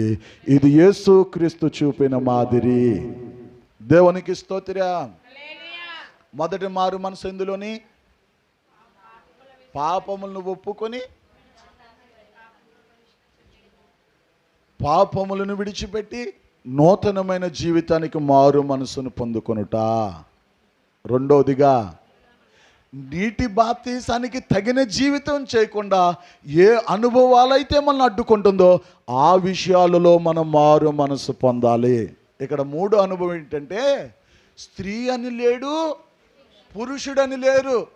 అబ్బో, పురుషులకి చాలా ఉంది. నేనేంటో తెలుసా?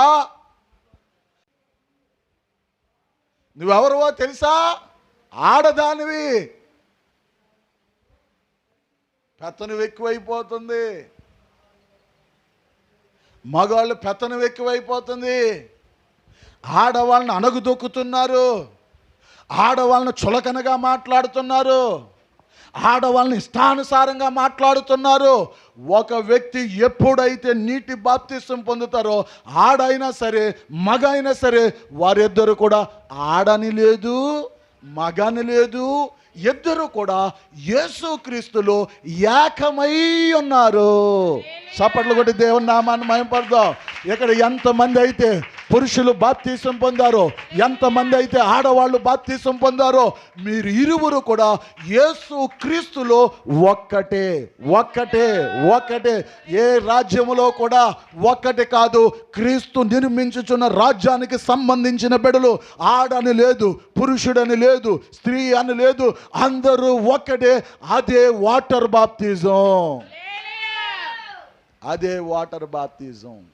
దేవునికి స్తోత్రం, దేవునికి స్తోత్రం. హల్లెలూయా.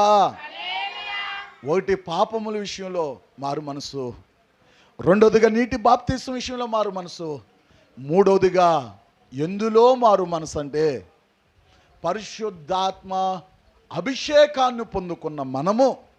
దేవునికి స్తోత్రం. గలతీయులకు రాసిన పత్రిక 5వ అధ్యాయం 25వ వాక్యం.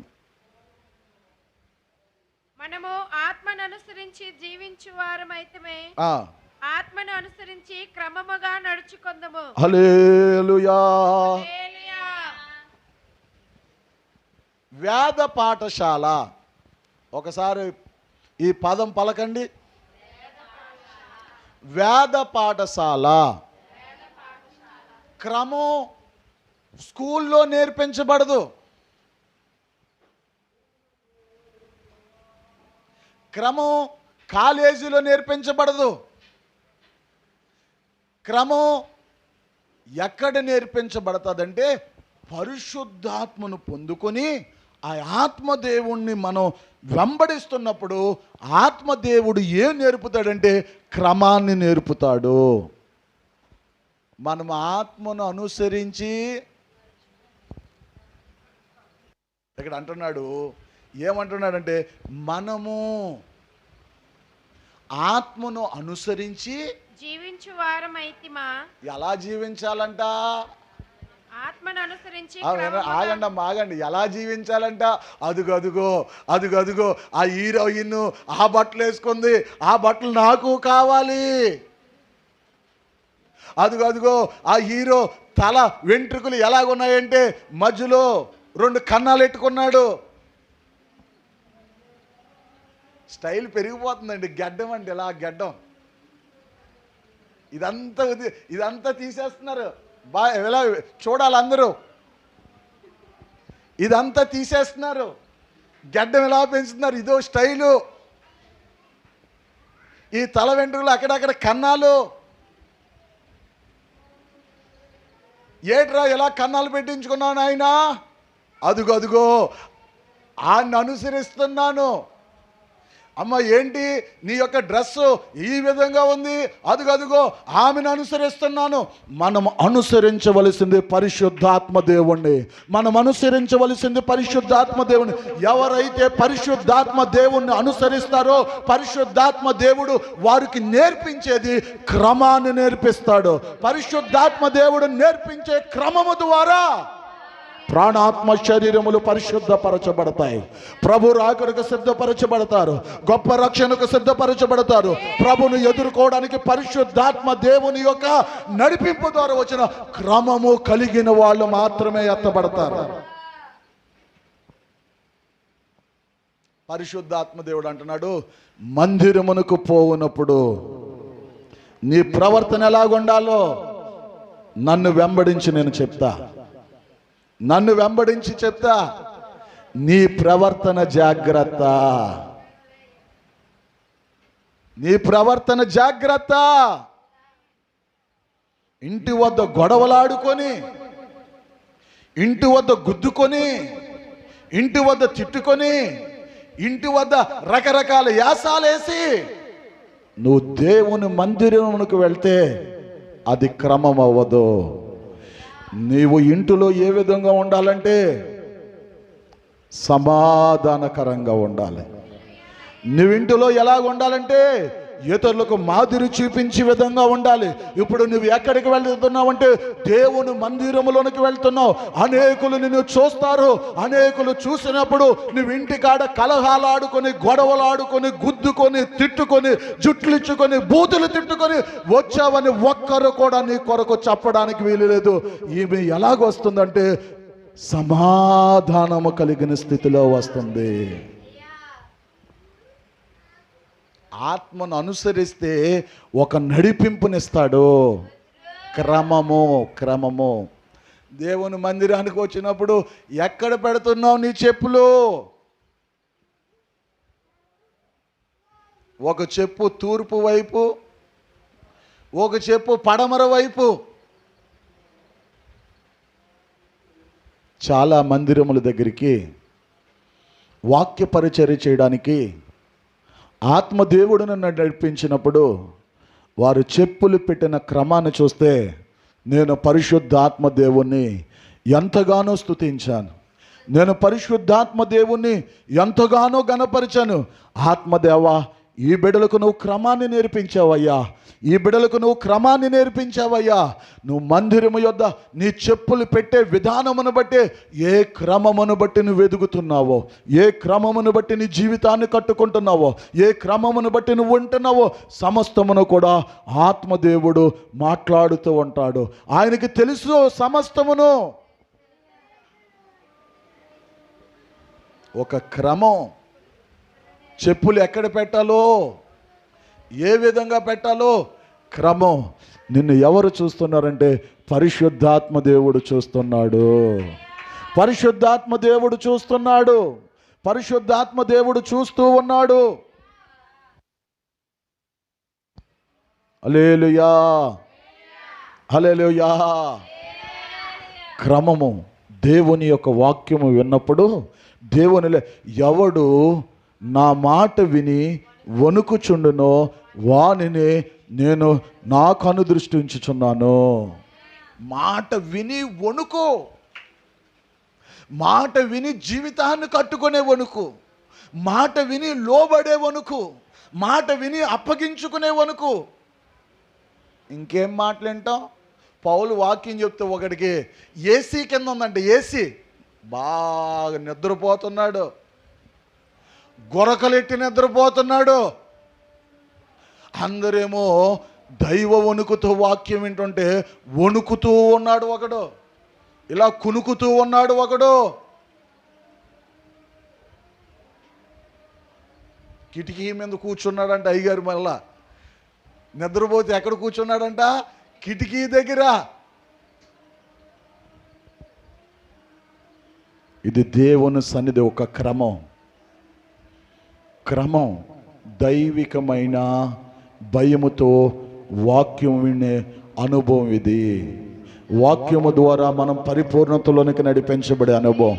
వాక్యము ద్వారా నీ జీవితంలోనికి పరిపూర్ణత కుమ్మరించబడి పరిపూర్ణత చేత నువ్వు అలంకరించబడే అనుభవము. హల్లెలూయా, హల్లెలూయా. ఆత్మను అనుసరించి మనము నడుచుకున్నట్లయితే మనము క్రమము కలిగి ఉందుము. అన్య భాషలు మాట్లాడేస్తున్నానండి, అన్య భాషలు మాట్లాడేస్తున్నాను. క్రమము. భాషలు మాట్లాడు వారు క్రమము కలిగి ఉండాలి. అన్య భాషలు మాట్లాడుతున్న వారు తమ దేహముల ద్వారా సంఘములో క్రమాన్ని చూపించాలి. ఎక్కడ నేర్చుకున్నావయ్యా క్రమాన్ని? అదిగోండి, మా ఇంటి పక్కన ఆమె దేవుని మందిరములో చూపెడుతున్న క్రమాన్ని నేర్చుకున్నాం. ఆమెను అడిగాను, అమ్మా ఈ క్రమాన్ని నువ్వు ఎక్కడ నేర్చుకున్నావు? ఎక్కడ నేర్చుకున్నావు? పరిశుద్ధాత్మ దేవుని యొద్ద. ఎస్తేరు ఎక్కడ నేర్చుకుంటుందంటే హెగే వశములో పరిశుద్ధాత్మ దేవుని వశములో క్రమముగా మాట్లాడడం నేర్చుకుంటుంది, క్రమముగా జీవించడం నేర్చుకుంటుంది, క్రమముగా ఆమె బ్రతకడం నేర్చుకుంటుంది. క్రమమైన పరిశుద్ధమైన జీవితంలో క్రమముగా ఎదుగుతూ ఒక సంపూర్ణమైన స్థితి పొందుకుంది. హెగే నిర్ణయించిన అలంకారము కాక వేరొక అలంకారము ఆమె కోరుకొనలేదు. అదే క్రమమైన జీవితం. వెండి బంగారములు కాక దేవుని యొక్క వాక్యము చేత ఎవరైతే అలంకరించబడతారో అదే క్రమము, అదే క్రమము. ఇప్పుడు ఎందులో మారు మనసు పొందాలి? పరిశుద్ధాత్మను పొందుకున్నామని చెప్పుకునేవాళ్ళు అక్రమముగా నడుచుకుంటే ఆ విషయంలో మారు మనసు పొంది మరలా పరిశుద్ధాత్మ దేవుని నడిపింపుకు అప్పగించుకొని క్రమపరచబడాలి, క్రమములో ఎదగాలి, క్రమమైన జీవితం చేయాలి. దీనిని ఆత్మ అభిషేకం పొందుకున్న తర్వాత మారు మనసు పొందే అనుభవం అంటారు. ఓ గలతీయులారా, ఒకప్పుడు ఆత్మానుసారంగా మాట్లాడారు, ఆత్మానుసారంగా బ్రతికారు, ఆత్మానుసారంగా జీవించారు. ఇప్పుడు ధర్మశాస్త్రం మీలో ఏలుబడి చేస్తుంది. ధర్మశాస్త్రం ఏదనగా నీ చెవుకున్న రింగులు, నీ మెడలో ఉన్న వస్తువులు. నువ్వెక్కడున్నావు అంటే ధర్మశాస్త్రంలో ఉన్నావు. ఇప్పుడు నీలో ఒక దురాత్మ ఏలుబడి చేస్తుంది. నేను దొంగతనం చేయలేదు కదండి, నేను వ్యభిచారం చేయలేదు కదండి, నేను ఎక్కడ బూతులు మాట్లాడలేదు కదండి. వెండి బంగారాలు ఈ కృపాకాలంలో ఎవరైతే ధరించుకుంటారో వారు ధర్మశాస్త్ర సంబంధులని వాక్యములు సెలవిస్తున్నాయి. ధర్మశాస్త్ర కాలములో వెండి బంగారాలు పెట్టుకోవచ్చు. కృపాకాలంలో మనం విమోచించబడింది, వెండి చేత కాదు, బంగారం చేత కాదు, యేసయ్య యొక్క ప్రశస్తమైన రక్తము చేత విడిపించబడిన వాళ్ళు. గొర్రెపిల్ల రక్తము చేత కాదు, యేసయ్య తన స్వరక్తాన్ని చిందించి మనల్ని పాపం అనే ఊబులోంచి విడిపించి గొప్ప రక్షణకు సిద్ధపరచుచుండగా ఈ లోక సంబంధమైన అలంకారం మీద మనకు మనస్సు చావాలి. మారు మనసు పొందితేనే సియోను కొండ సమీపం, మారు మనసు పొందితేనే నూతన యెరూషలేము సమీపం. వెండి బంగారాలు ఎవరైతే ధరిస్తారో ఇంకా నీలో మారు మనసు లేదు. ఎన్ని సంవత్సరాల నుంచి వస్తున్నావమ్మా? 20 సంవత్సరాల నుంచి వస్తున్నాను నేను పాస్టర్ గారు. అబ్బో, పాటలు ఎంత బాగా పాడతారో. మారు మనసు పరలోక రాజ్యము సమీపించుచున్నది గనుక మారు మనసు పొందండి. 4వదిగా దైవిక స్వస్థత. దైవిక స్వస్థత. దేవునికి మహిమ కలుగునుగాక, మహిమ కలుగునుగాక. మత్తయి సువార్త 8వ అధ్యాయం చివరగా ఇది ధ్యానించుకొని మనం ముగించుకుందాం. ఇంకా అనేకమైన అనుభవాలు ఉన్నాయి. మత్తయి సువార్త 8వ అధ్యాయం 8వ అధ్యాయం 8వ అధ్యాయం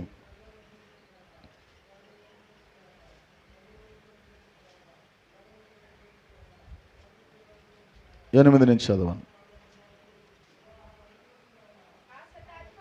ఆ శతాధిపతి, ప్రభువా, నీవు నా ఇంటిలోనికి వచ్చుటకు నేను పాత్రుడను కాను. నీవు నా ఇంటిలోనికి వచ్చుటకు నేను పాత్రను కాను. నీవు మాట మాత్రము సెలవిమ్ము. నీవు మాట మాత్రము సెలవిమ్ము. అప్పుడు నా దాసుడు స్వస్థత పరచబడును. చాలమ్మా, అందరూ తల్ల పైకెత్తాను.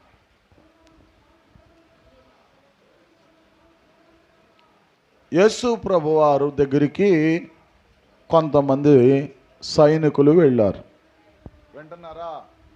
వినండి. యేసు ప్రభు దగ్గరికి సైనికులు వెళ్ళారు.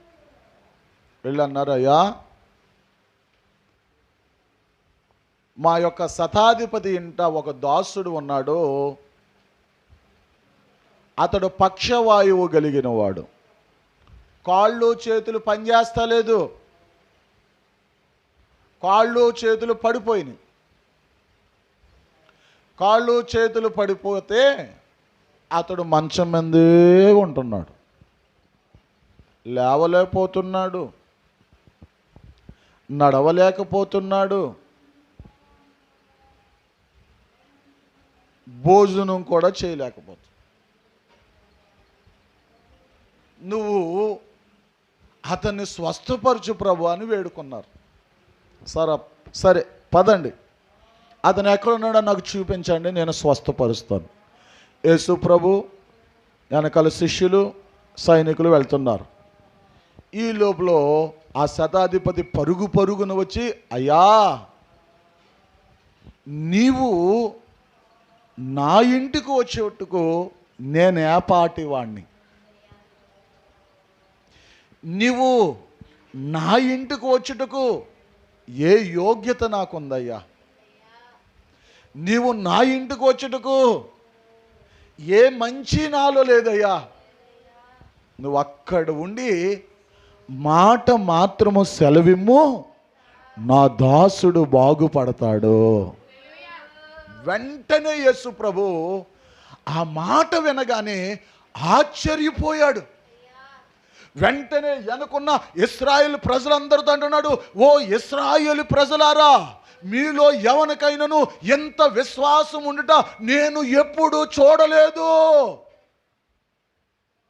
ఎన్నో సంవత్సరాల నుంచి ఇశ్రాయేలులు మేము అబ్రాహాము సంతానం, మేము రూబేను సంతానం, మేము ఇశ్రాయేలు ప్రజలు, మేము దావీదు వంశం గొప్పలు చెప్పుకుంటున్నారు, దేవుని బిడ్డలను గొప్పలు చెప్పుకుంటున్నారు. ఈ విశ్వాసం మీలో నేను చూడలేదు.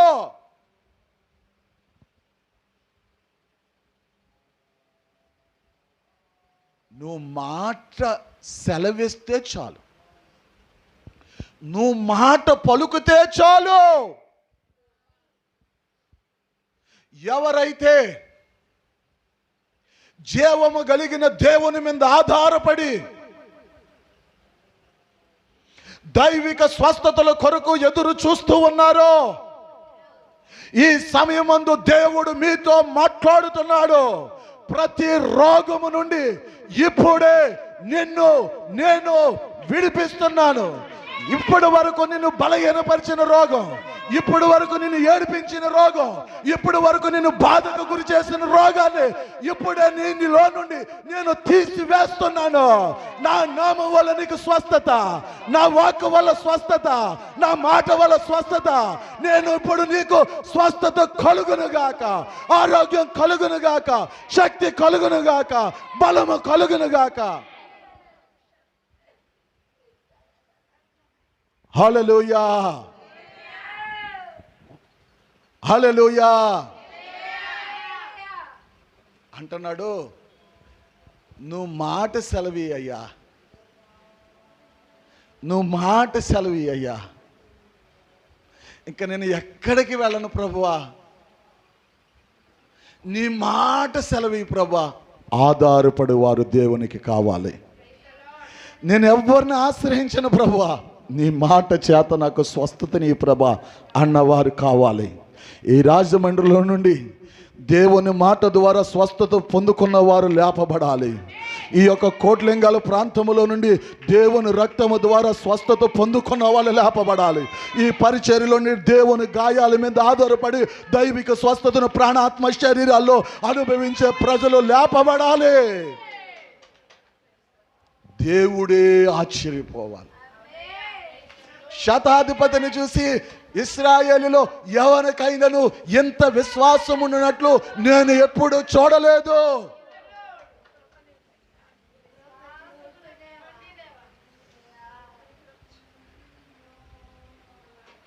దైవిక స్వస్థతలో ఎవరైతే లేరో వారందరూ మారు మనసు పొందే సమయం ఇది. దైవిక స్వస్థత మీద ఆధారపడకుండా లోకము మీద ఆధారపడుతున్న వారు మారు మనసు పొందే సమయం ఇది. పరలోక రాజ్యము సమీపించుచున్నది, నీ దగ్గరికి వచ్చేస్తుంది. నువ్వు మారు మనసు పొంది నీ కొరకు సిద్ధపరచబడిన ఉన్నతమైన స్వాస్థ్యం, సంఘానికి సిద్ధపరచబడిన ఉన్నతమైన స్వాస్థ్యాన్ని పొందుకునే సమయము, పొందుకునే కాలము అదుగో సమీపముగా ఉన్నది. హల్లెలూయా. మారు మనసులో 4 అనుభవాలు నేర్చుకున్నాం. మొట్టమొదటి మారు మనసు ఏంటండి? పాపములను ఒప్పుకోవాలి, పాపములను విడిచిపెట్టాలి, నూతన జీవితానికి మన జీవితాలను సిద్ధపరచుకోవాలి. మొదటి మారు మనసు. రెండో మారు మనసు ఏంటంటే నీటి బాప్తీసం పొందిన ప్రతి ఒక్కరు కూడా నీటి బాప్తీసం తగిన జీవితం చేయకుండా ఉన్న ప్రతి అనుభవాల నుండి విడిపించబడి మారు మనసు పొంది నీటి బాప్తీసానికి తగిన జీవితం చేయాలి.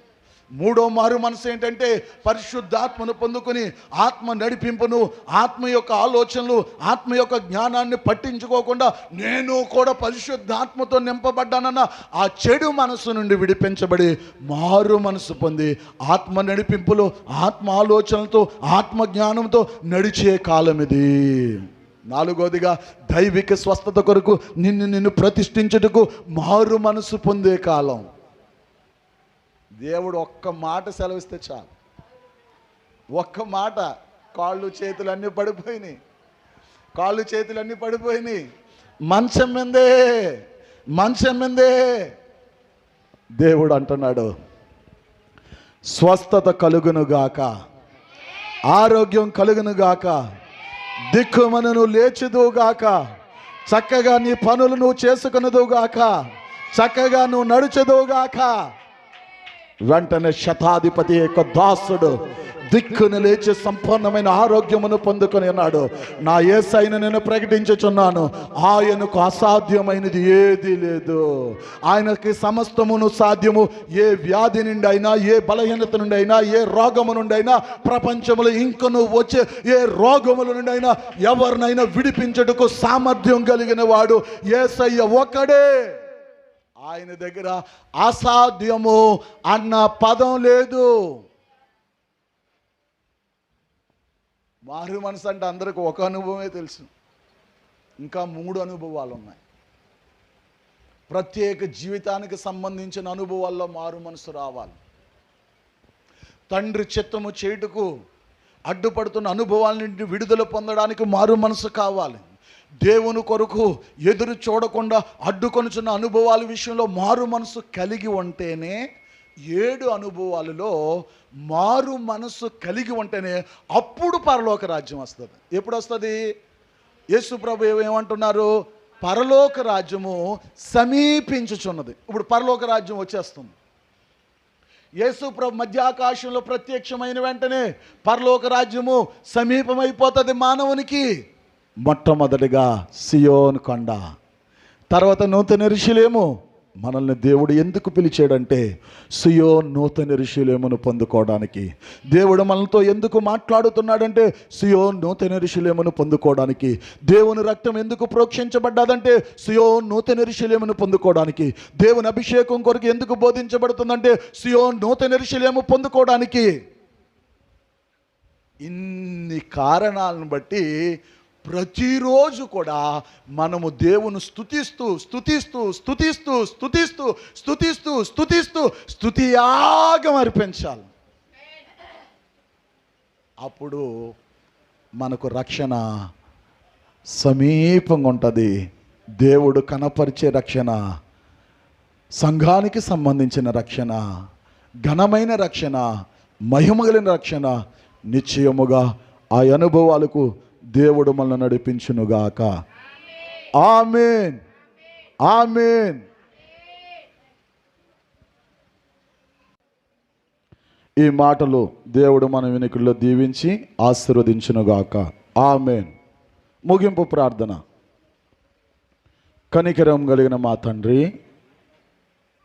దయగలిగిన మా తండ్రి, మీ నామానికే స్తుతి స్తోత్రాలు చెల్లిస్తున్నా.